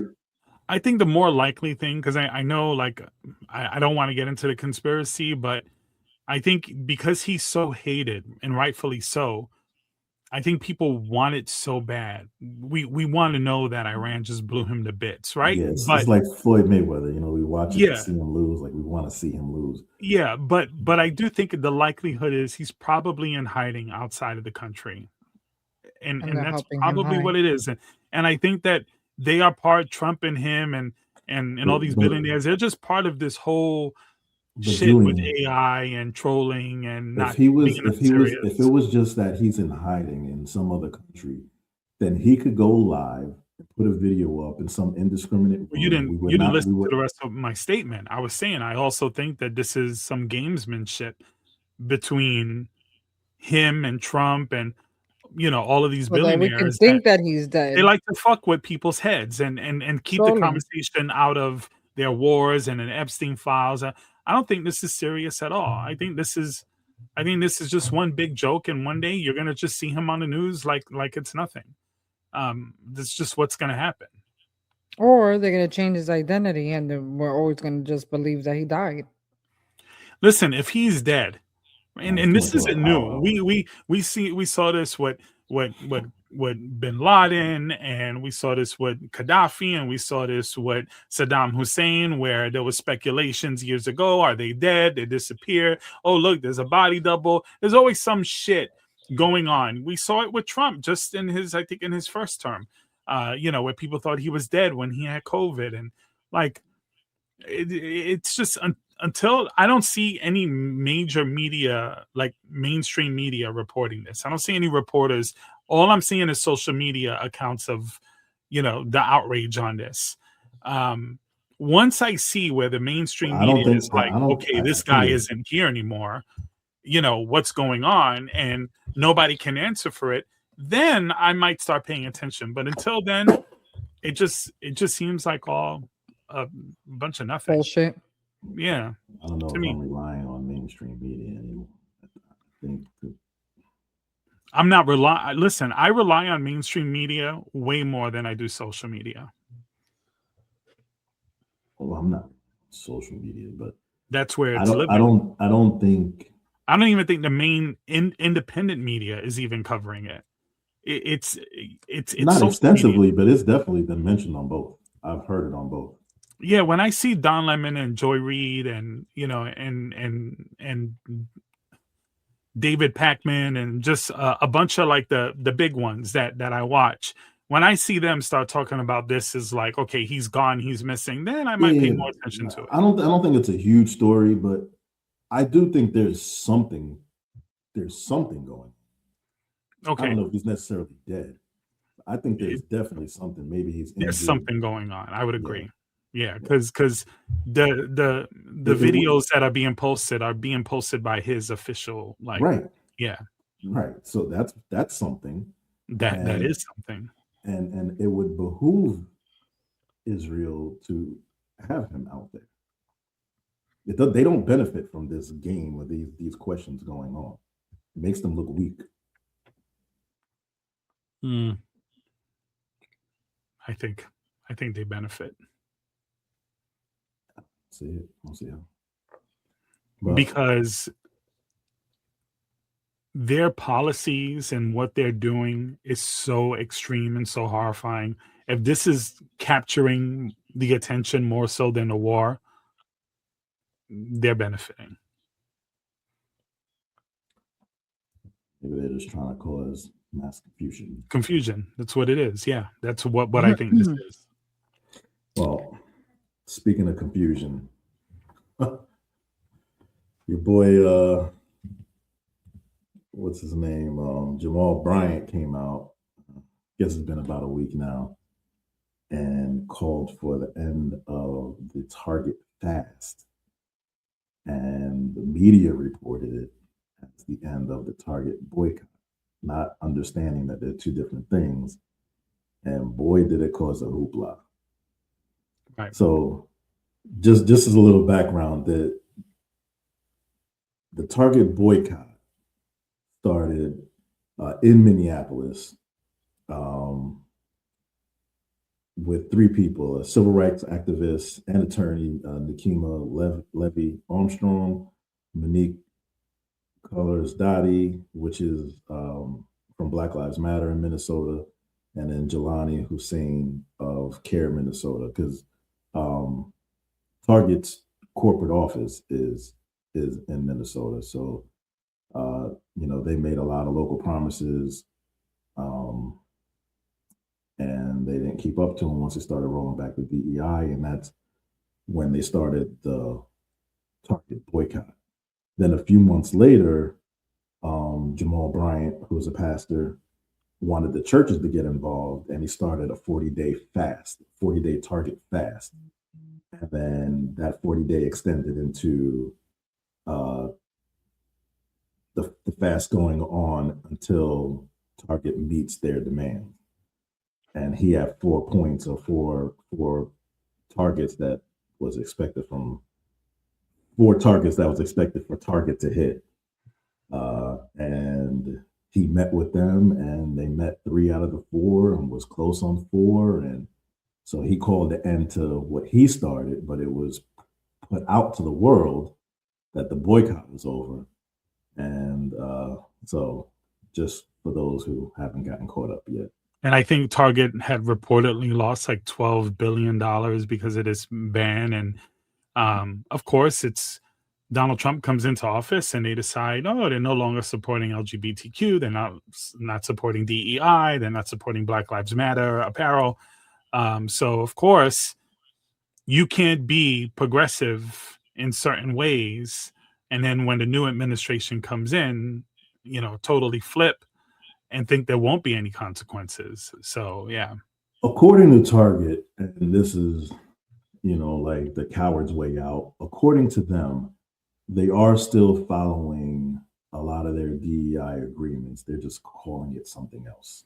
Yeah. So that they don't get in trouble with Trump.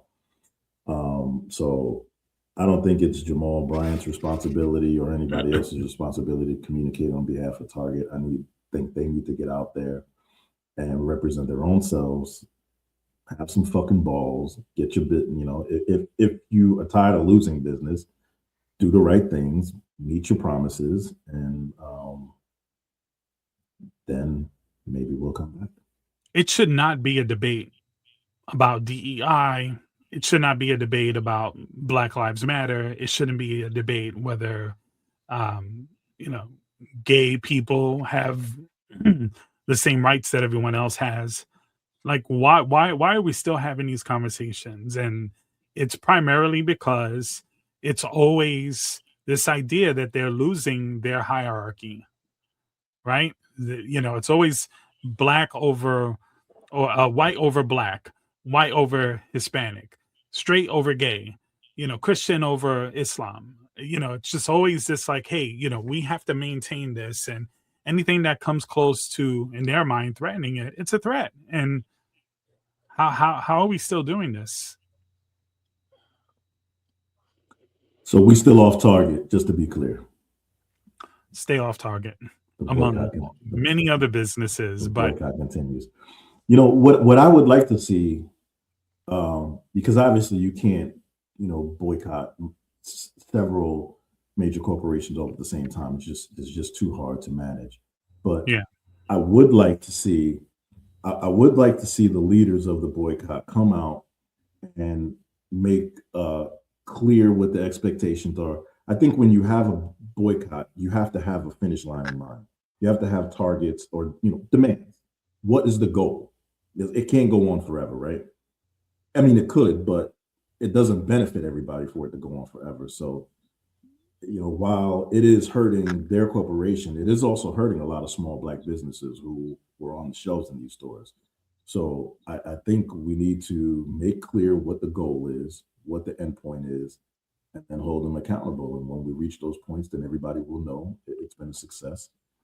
And until then. What kills me, it's always about the money, because at the end of the day, you could have representation at a company, right? And Barbie dolls, or they could have their ethnically diverse dolls or whatever, but and some people are going to look at it as, oh, that's representation, right? And that's great, and we're looking for that. But understand the difference between a corporation actually having principle and actually marketing towards other demographics that they can make money off of. So if they don't feel like they can make enough money off of it because maybe this administration is pushing certain directions that might harm their business ventures, well, guess what? They're going to go where they think it's the more profitable advantage. And that's what I think we should be fighting against and boycotting. It's the idea that, yeah, if they start selling Black Lives Matter shirts again and put the rainbows back up, is that really fixing the problem? I don't know. So I would agree with you, Damien. There should be goals, and they should be deeper than just the surface level things that we're complaining about. Well, they had commitments to the local communities in Minnesota, and they had also committed to, funding Black businesses or supporting Black businesses and other things. I mean, before this all happened, it seemed like Target's ideology was more or less, yeah.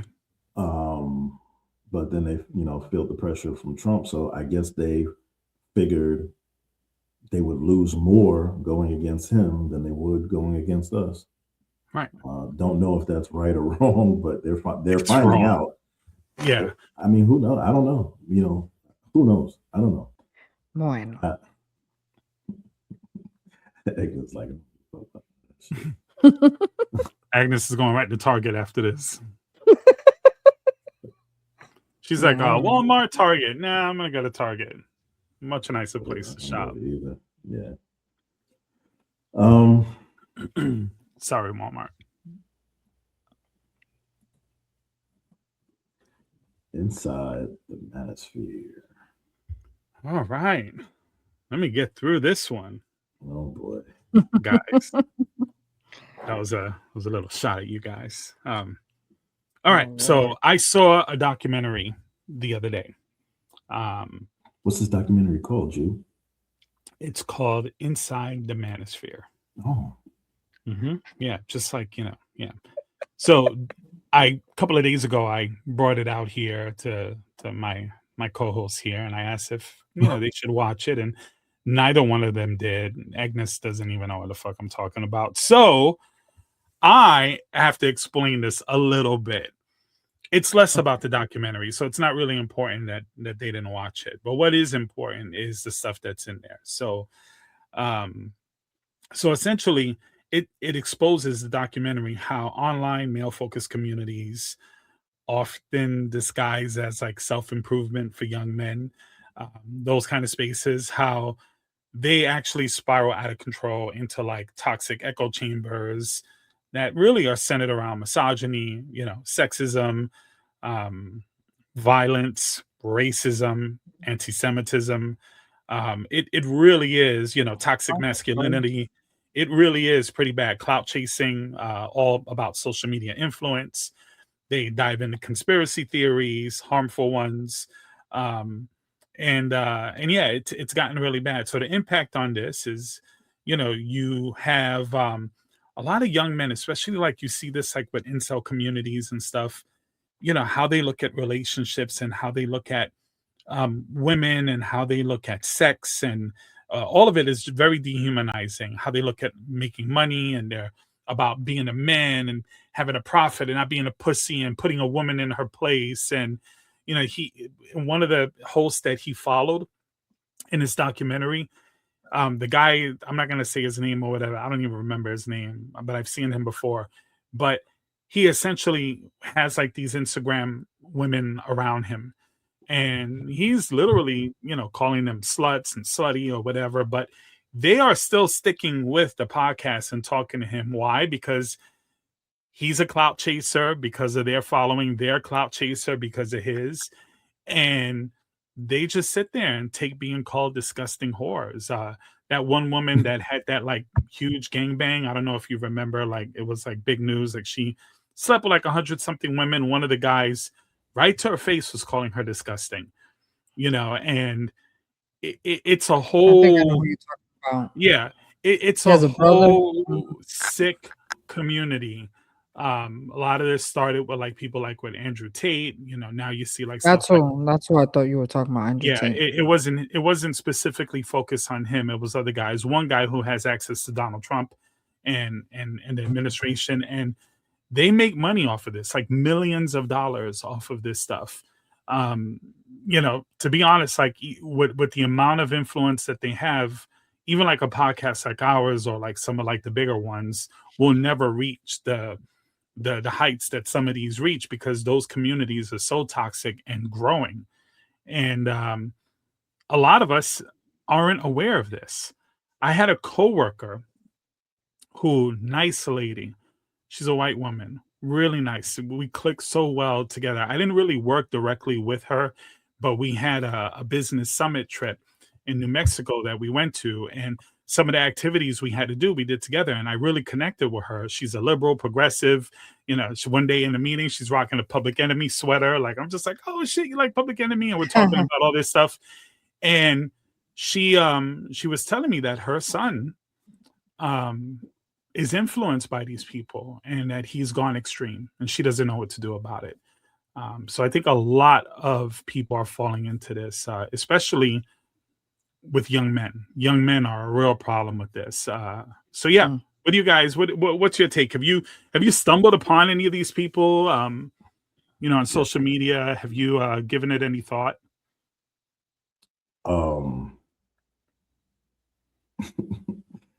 I mean, I was pretty, excuse me, pretty familiar with Andrew Tate and his brother and all of that shit that was going on with them. And when I heard about this documentary, and that it was involving people like him, I was like, I can't even stomach to watch that shit. You can't give a what? You broke up there. I said I couldn't even stomach to watch it. You should. You should. You have young men in your life that can easily fall into that. Easily. Yeah. I'm aware of it. I don't need to watch it to be informed that it exists. I think that's the. I don't want to use the word ignorant. Maybe I don't want to trigger you guys, but there are blind spots to what we think we know. And even I'm so in tune with this stuff. I pay attention to it. I was taken aback by watching it. Like, it's different. Like, if you were, I guess I'll put it in a different sense, Dame. I can talk to you about something that you're into, a basketball or battle rap or whatever. You could talk to me about it, but until I see it, I don't know what you know what I'm saying. And it's the same principle here. It's like watching it go down, watching the mentality and how they go about it, and how that segues into all these other communities. Well, I've been exposed to it quite a bit. I listen to a lot of podcasts, so I'm definitely aware of what's going on.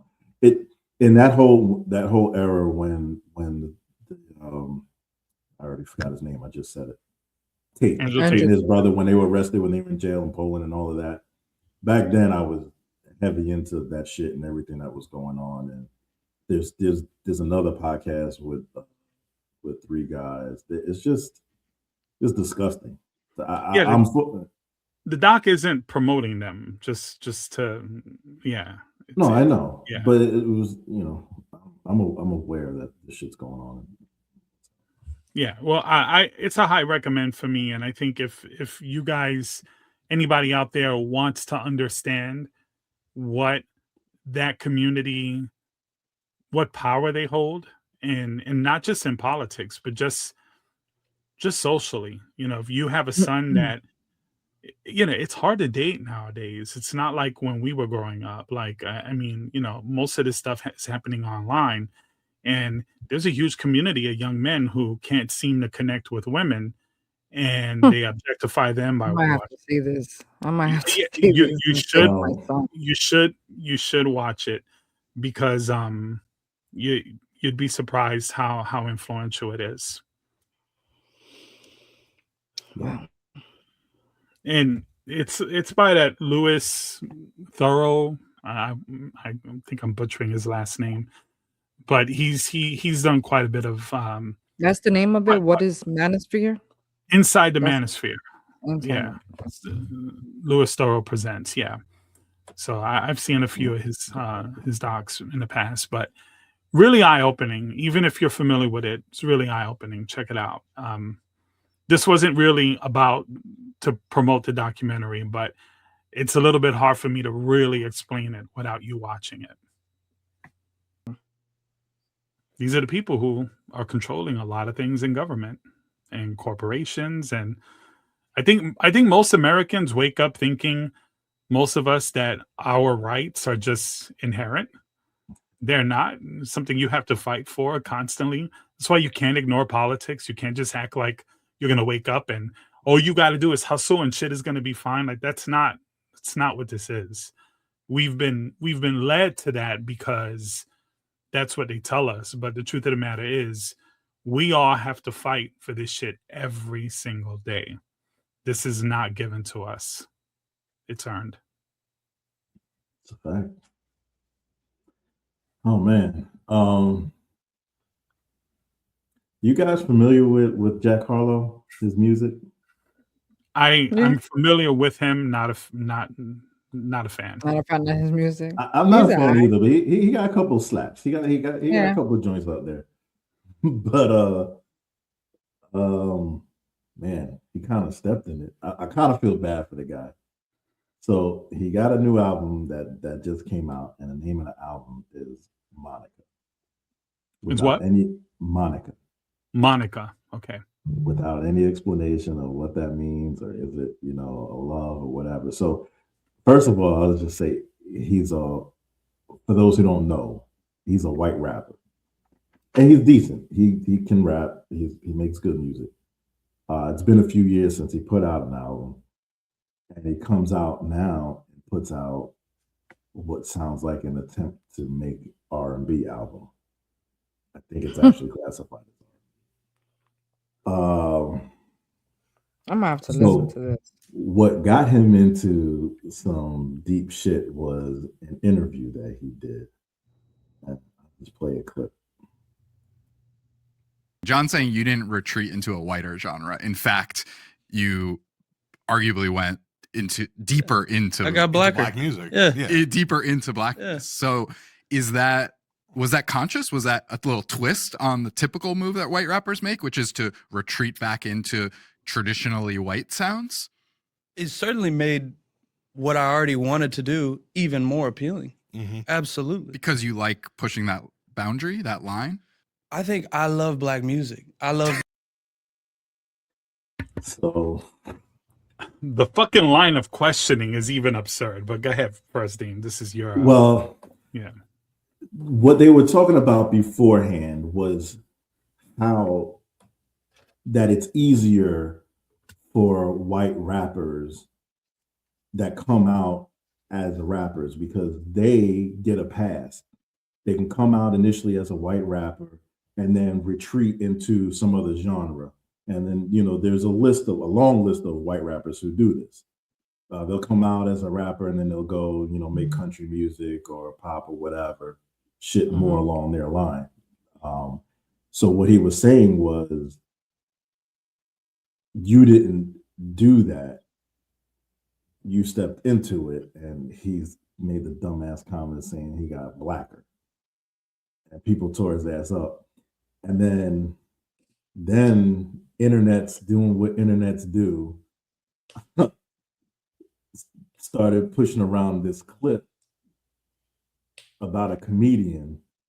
You guys have seen this before, but you have it? You have the clip? And everybody there called me their N-word, but I thought they were misgendering me the whole time. Yeah, because my name is Zach, and I really thought everybody there called me Monica. Like, yo, what's up, Monica? So they're saying oh my God. They're saying that's why his album is titled Monica. Yeah, it's bad, man. And to top it all off, the album isn't good either. So it's a fucking mess. Jack Harlow walking through a field of landmines. What the hell? I like him. I'm gonna have to listen to this album to see how bad it is, just to see how bad it is. It's bad. I would You describe listen it to a as couple? yeah. No, I listened to the Damn. whole thing. Oh shit! And not It's- one was like okay. It's lobby music. Like, you know, when you walk into the lobby of a nice hotel and there's music playing in the background, like, is that? Oh hell no! And that's supposed to be blacker. I think him getting into R&B was, I don't know. I can't explain the Right. comment. He shouldn't have. He shouldn't Right. have said it. He shouldn't I have don't think he meant. I think he meant well. I don't it think just he meant backfired. any harm or malicious. It just didn't sound. It just it didn't just sound good. I think there's a lot more there than what you guys are saying. I picked up a lot more shit there. So the blatant cultural appropriation there, it's fucking wild to me. So you really can't get blacker than hip hop music. Like the idea that somehow, hey, we're white people and we kind of own this space now, so let me get blacker with it and go into the R&B. That's what it sounded like to me. And even the guy's line of questioning to him almost had that energy. Like, hey, we've kind of conquered this space, this rap space, and now we're gonna go into another space. And instead of you going to your roots, country and rock, you went into R&B. You went into the blacker. Like, yo, shut the fuck up. Like, the whole shit is just garbage. That's my take. well. Speaking of music, If you want to call that shit, Okay. yeah, music. I can't. No, but for real. Speaking of music, Speaking of music. Okay. All right. This is something that I heard on another podcast, and I thought it would be fun for us to attempt. So, out of the best rap groups of all time, who do you think is the best rapper in each of these groups? And we'll start out. I'm going off of a list that was put out by Genius, and they got 50. We don't have to go through 50, and maybe we'll start skimming through here. But just from the top, Outkast. Who y'all got as the best rapper now? It's Andre 3000. No big boy votes. 3 stacks. I mean, yeah, I he's mean, it would dope. be But Andre for me. the question is, who's the better MC? Yeah. Wu-Tang. Wait. Does anyone disagree with that? No, I think we were all on the same page. Okay. Who's the best rapper Wu-Tang out of would be- Wu-Tang? That's an impossible for me. conversation. That is I'm I going to could tell you why. decide. For me, that's impossible. Method Man, I think, is the standout, right? For sure. And he's been that since the beginning. But then Ghost has had his moments. Raekwon is probably my favorite. But then as There's your a difference between favorite and best. yes, and then your rapper's rapper is Inspector Deck all the way. But then you have the Genius who has all these little metaphors and little tricky things that he does. I think it's impossible to just definitively say who's the best rapper. I think that is completely subjective. Well, I think based on everything you said, it's clear that Wu-Tang is the best group of all time. Yeah, that is not the conversation, but I No. think they are the I was greatest. just, because of all of the things. Because of that. And then the other members, not to take anything away from them, they are also in their own right exceptional. So like, I think that if we asked each of the Wu-Tang members, they would say Inspector Deck. yeah, I think he's earned a certain amount of respect from all the members there. Yeah, for sure. But let's keep it a buck. Stylistically, Method Man is the standout there. He flips word. He's the most versatile rapper there. He flips words a certain way. He wouldn't even be my number 2. Yeah, I get why. But you? I get why somebody like Dame would say that. I don't totally agree with him, but okay, Agnes, do you think Method Man is attractive? Yes. Okay, yeah. So I'm not saying that that's your motivation, but I've never heard a woman say now because they he think- was not cute back in the days. He's grown to be a super handsome man. But if we're gonna talk about music, the music that was put out by Method, I think were better. he's the Okay, standout rapper of lyrically. of the group. Okay, maybe there's a few in there that can kill him lyrically, but When you the say music stand that I out, what does want- that mean? Like he's the most popular. he's the most popular because he made the best music. He made the music that was the most Listen, popular. He's got Yes. he's got the look. The hits came mostly He's from got- Method Man. No. He's got the lyrical content. He's got the wordplay. He's also got the move the crowd hype. Nobody in that group moves the crowd the way he does, and That's a it's not even close. No, it's a fact. Like he has a stage presence that just none of them have. 100%. And then he's also the most consistently in the studio. So like, Well, how is he not the better one? That's what I'm saying. With all that on, If you told me that you think Method Man is the best one, that's why I said it's an impossible thing for me to pick, because I would say, yeah, I would agree with that. But then if somebody made the case for, let's say, Inspector Deck or Ghost or Raekwon, I would be like, oh shit, my favorite is Raekwon. But well, does it mean I think he's the best one?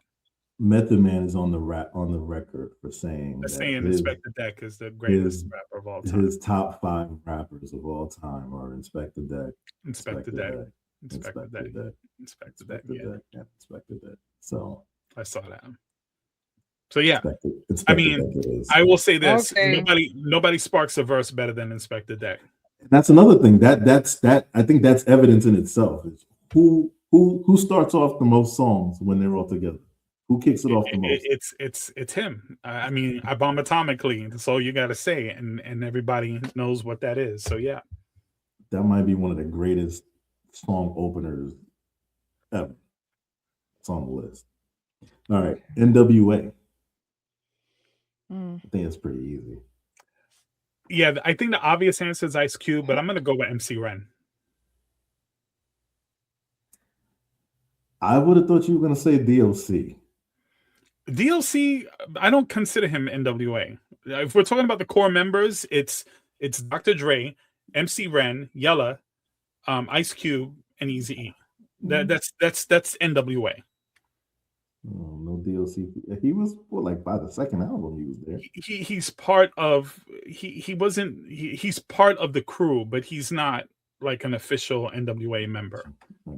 I mean, I would say Ice Cube, man. So Now I love the DLC. DLC was my guy. One of the way over easy. one of the best. say what? The tragedy in the whole thing with DLC is I think he had one of the cleanest vocals of all time, and then he had that accident, and that's gone. I know they did an AI album with they corrected his voice. I haven't heard it, but I don't think it came out yet. I don't think okay, so yeah, I heard about it a couple of years ago. So yeah, Beanie Siegel's also doing the same thing because since he lost part of his lung, he's had the same issue. All right, Tribe Called Quest. These are all pretty easy so far. just like Method Man, Q-Tip is the guy that everybody. I was just gonna say Q-Tip. But and not because he's attractive, because I don't think he's attractive at all. But Fife got some shit, man. Like I don't know. I consider them equal. I know that's a cop out, but I'm gonna make it 50. I ain't gonna lie. There are some songs where Fife's verse is my favorite verse on the song. But I think Q-Tip gets him on the bars. Run DMC. That's also very difficult for me. Yeah, but I've always preferred DMC. I knew you were gonna say that. I'm DMC and the place to be. I went to, that's too much. Yeah. I like DMC better, but I think Run has the better bars. I think Run is a better wordsmith. I think DMC is a better writer. Okay. I don't have a choice. I like both. They're 50-50 for me. Public Enemy. Yeah, I don't. I mean, I guess they have to list them on the group list, but there's That's Chuck D all the way. It's not even a conversation. And then after that, I got Eric B and Rakim. Yeah, I mean, Eric B didn't Okay. rap, so yeah. all right. That's Salt and Pepper. I know people prefer salt, but I mean pepper, but Salt was my girl. Kind of was obsessed with her, so I just Really? listen to her lyrics more. So yeah, Salt's my girl.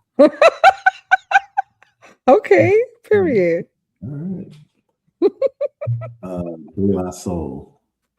What, De La Soul? Mm-hmm. I'm going with Pasta News. Yeah, R.I.P. But yeah, no, I'm sorry, Trugoy. I confused them. R.I.P. I'm going with Trugoy the Dove. Yeah, he was my favorite. I learned. I wasn't a big fan. So I don't know when I don't know why I didn't know this sooner, but I learned it was a few years ago where I learned that their fucking names are like their favorite food backwards. Like, well, no, Pasta News is Sop Sound backwards. That's Pasta News, and then Trugoy is yogurt backwards. Yeah. And then Mace is like making a soul effort. I think it's like that's what it stands for. So yeah. Wow. And then this one is obvious again, The Roots. Yeah, Black Thought, one of the greatest MCs ever. That goes without saying. You could make a case for him as the best. I can't even help you with this one. Migos. Can't help you with that either. Take off. We'll take your word for it. Grandmaster Flash and the Furious Five. Melly Mel. Mobb Deep. It's pretty easy. Come on. Listen, Havoc, you make the beats, you dope, but that's definitely Prodigy. Okay, here's a good one. Fugees. Is that a question? Some might say. Lauryn Hill. That's what I would say. Lauryn Hill. All day. If she didn't essentially just stop her career and move to Florida and get real fucking weird, would she not be considered like a top rapper? She would be gold status for sure. Yeah. Naughty by Nature. Tretch. For sure. Agreed. Tretch is super underrated. Yeah. Agreed. In fact, that's Eminem's idol. I thought it was Red. Beastie Boys. Beastie Boys. Ad Rock for me. Yeah.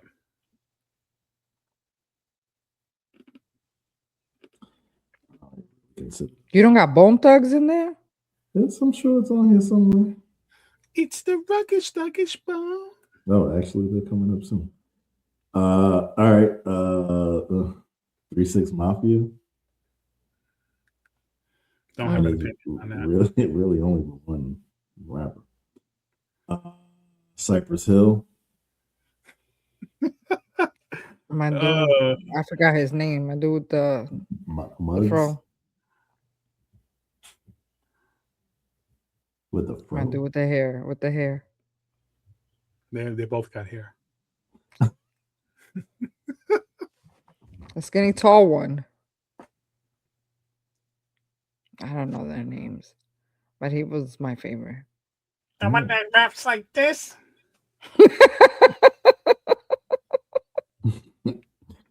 G-Unit. Ugh. None. Nah, you sleep. Nah. I can't stand. Listen. I'm not a fan of G-Unit. Me neither. This shit pissed me off so much that I was so over the entire fucking group. I mean, I'm okay with what's his name? What was his name? Lloyd Banks is fire. I fuck with him, but G-Unit as a total pissed me off. Yeah, I'll go with Lloyd Banks. Yeah, Lloyd Banks, easy money.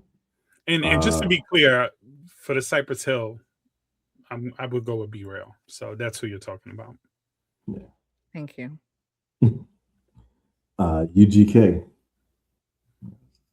Bun B all day. Yeah. We were just talking about Bun B. Yep. Or at least I was. You were talking about someone else. Bone Thugs and Harmony. I don't even know. I couldn't. I don't know. Busy Bone, Lazy Bone. What like?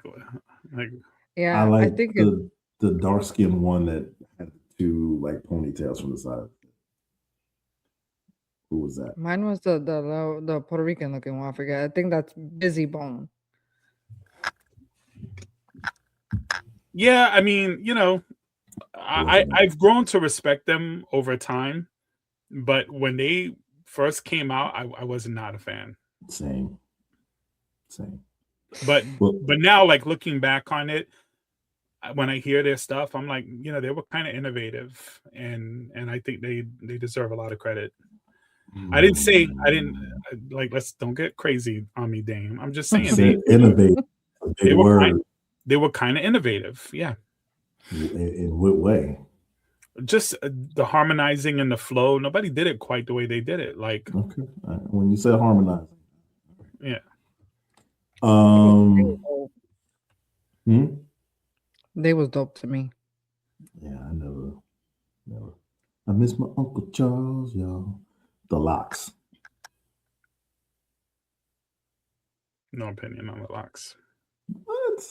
I have no opinion on it. I'm not a fan. Wow. I'm not. Adios. I'm gonna say the best rapper in the It's Jada Kiss, but I don't have really. No, I don't consider it Styles P. Oh. It's Styles P.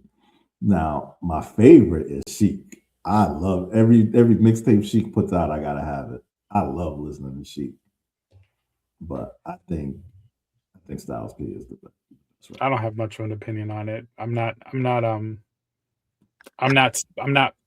cementing one person in that group. Okay, moving along. Sugar Hill Gang. I don't even know if they should be on the list. Well, that's you could eliminate Big Bad Hank out of that completely. Yeah. Because he stole rhymes and shit. So he's more guilty of it. I don't have an opinion on them either because yeah, like just pick your favorite verse on Rapper's Delight and there you go. Yeah. There you go. Now what you hear is not a test. I'm rapping to the beat. Dipset. Dipset. I'm indifferent. Yeah. You're gonna say the most common one is gonna be and I'm not. Nope. So you're not going with Cameron? No. I'm not. Joel Santana. During the time, yes. I mean, that's what we're talking about. Yeah, today, I would say Jim Jones. Jim Jones by far is the most improved. I think Jim Jones is better than Cameron today. I think both of them are better than Cameron, to be honest. Although not for nothing, every once in a while on his podcast he puts out these verses and they're all right. I like them. Well, Cam does. Yeah, he does, and Mace does every once in a while. Hot Boys. I don't listen to the Hot Boys, so I don't know. Yeah, me neither. Sleep, man. Juve. I don't even. No comment. I don't even think he's that.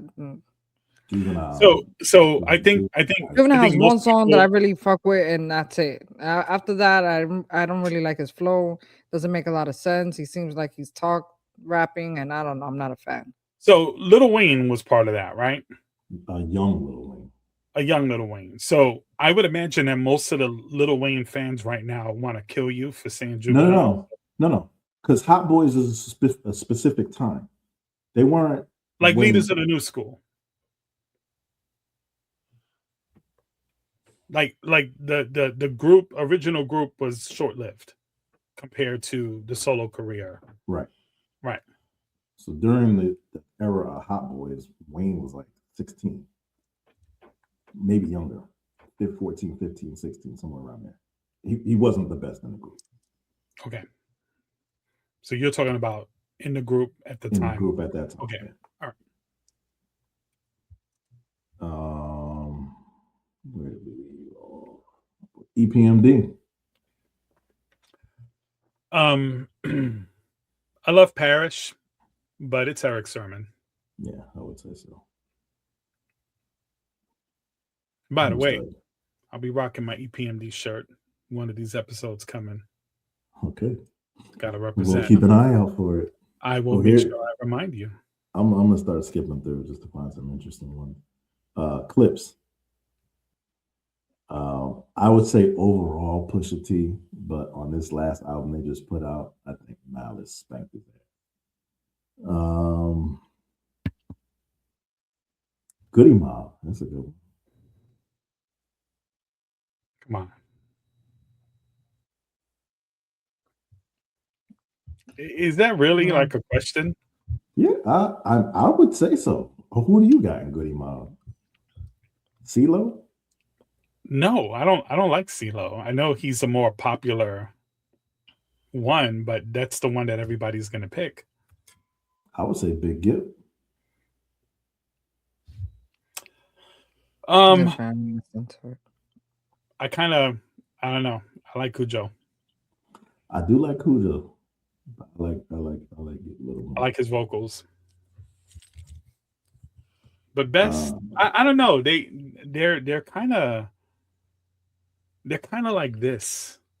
I don't feel like there was one guy that was just so much like obviously better. It's a pick'em. Maybe not leaps and bounds, but steps. It's a pick'em.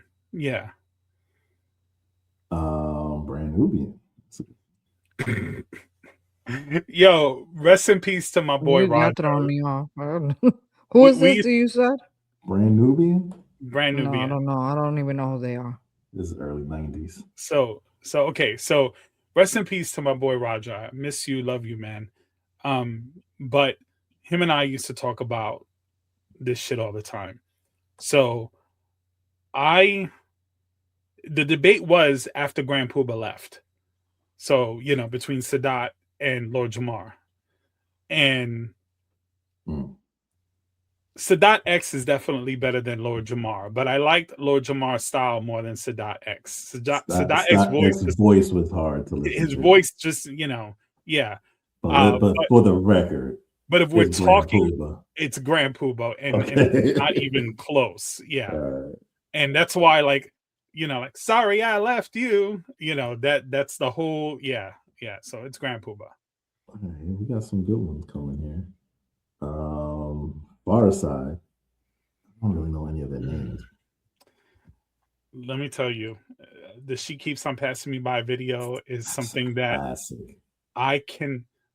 There's a girl in that video. Every time I fucking see her, I'm just like, oh. I don't know if you know what I'm talking about.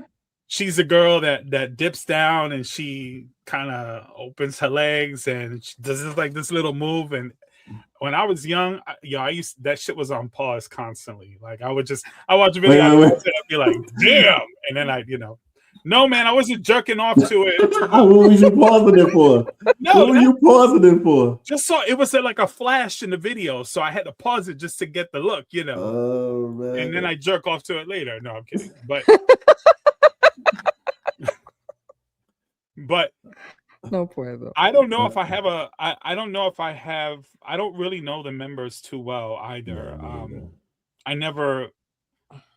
Homie with the high pitched voice wasn't it for me. Yeah, but the one that's like my dear, you do not know me very well, but yeah, that dude was probably my favorite one. But My bad. That's a little blind spot for me. I'm not familiar with the members too well. No, I'm in the same spot. And then here we go again. Hieroglyphics. Yeah, same. What about 8-Ball MJG? No preference. You are to a point where I don't know none I of was these. like, so I'm not. I don't even know Yeah, what yeah. y'all are talking about. All right, here we go, Agnes. Onyx. The one with the Sticky fingers. Sticky fingers. Sticky fingers. I would have to agree. Sticky fingers for me, yeah. I'm a B. He did a little acting too, right? A little while. Yeah, I think so.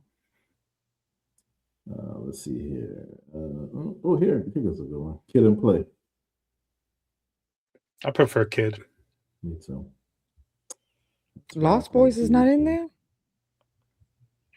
I mean, I started skipping. Not like they have many albums. I think they only have one really good one. Here goes one I skipped. Ghetto Boys.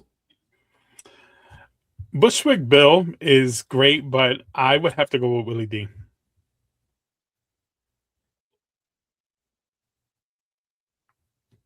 What? What am I saying? Don't ask me because I don't know what we're talking about. I don't know this group. I may know a song, but I don't know this group.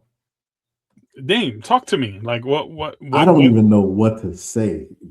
I don't even know what to say. Okay. Scarface. Is that yes? Scarface is the best rapper. Yeah. Scarface. Yes. I don't know why it's just Bushwick Bill and Willie D for me, but yeah. It threw me off when you said Bushwick Bill because Scarface wrote his shit. Yeah, but Bushwick Bill was fun.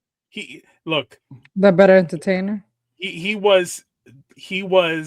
You know the song of Mine's Playing Tricks on Me? I don't want to fucking say this because this is gonna sound so bad, but I shouldn't even say this. I'm gonna say it, but I'm not meaning to say this in a bad way. I can't fucking talk. But Bushwick Bill was like the mascot of the group. You know, like the hype man. I couldn't get the word out. He's like the hype man of the group. Yo, stop. You see, you're fucking me up, Dame. You fucking me up, bro. Like, I didn't say a word. Yeah, I know what you're doing there. Well, that was fun. that was fun. There was a couple I would have added on there that weren't on the list, but yeah. Like who? I would have done Boot Camp. Who? Boot Camp. Yeah, they should have been on here. They're not on here. I would have done just for shits and giggles. 2 Life Crew. 2 Life Crew is on here, but yeah, just to see what the thought process was there. I would have done a personal preference that I really liked. I really loved Diggable Planets growing up. I would have definitely put them in there. Yeah, there's a few. There's a few. Yeah, okay, but this list is supposed to be the top 50. Diggable Planets not. Do you consider Slaughterhouse a group? Yes, that they definitely should have been on here. Yeah, so they're in my top 5. That's a hard one. Not for me. So who for you? It's a little hard. Because I have a favorite. Technically speaking and lyrically speaking, I would say Royce the 5'9" is the best rapper. My favorite would be Joe Budden. Funny, I have a slightly different take, but yeah, of course you would say and that. lyrically, I might put Joe ahead of Royce, but Royce had technical skills that nobody else in that group has. He's got some of that Eminem shit that's just like his rhyme patterns, and he does that whole syllable shit too. He rhymes syllables inside of words. Wow. My favorite is Joel Ortiz. I love Joel. I love them all. So I think for me, he's the top guy, and then second to that is Royce. I'm not a big fan of Joe Budden. He's good. Don't get me wrong. He was an incredible rapper, but when I would listen to them, for some reason the other two stood out more to me. Then he comes in after that. I have a personal connection with Joe Budden. It's wild. Aside from his struggles with drugs, his and my life parallel each other. No, let me tell you, even now what he's doing on his podcast now, like the guy has a lot to give as far as like to the culture. So that's not a disparaging comment. That's a really hard pick, in that crew. Short-lived crew, but that was a tough one. All right. So that was our podcast. What is this, episode 5? And episode 5. Yeah, so I know that last segment was a little bit long, but definitely list off your favorite rap groups, and maybe who you thought were the best rappers on there. I definitely would love to hear any comments or anything regarding anything in our podcast. So don't forget to like, share, subscribe. It really is important. It helps the algorithm. And I won't say on behalf of Dame and Agnes, I'll just speak for myself. Let them talk. But peace, guys. Be safe. Love and give love and get love and all that shit. Yeah. And peace. And it's been fun. And don't doom scroll. Just check into the podcast. We'll give you all the news you need. Tell a friend to tell a friend to tell a friend. Peace. Peace.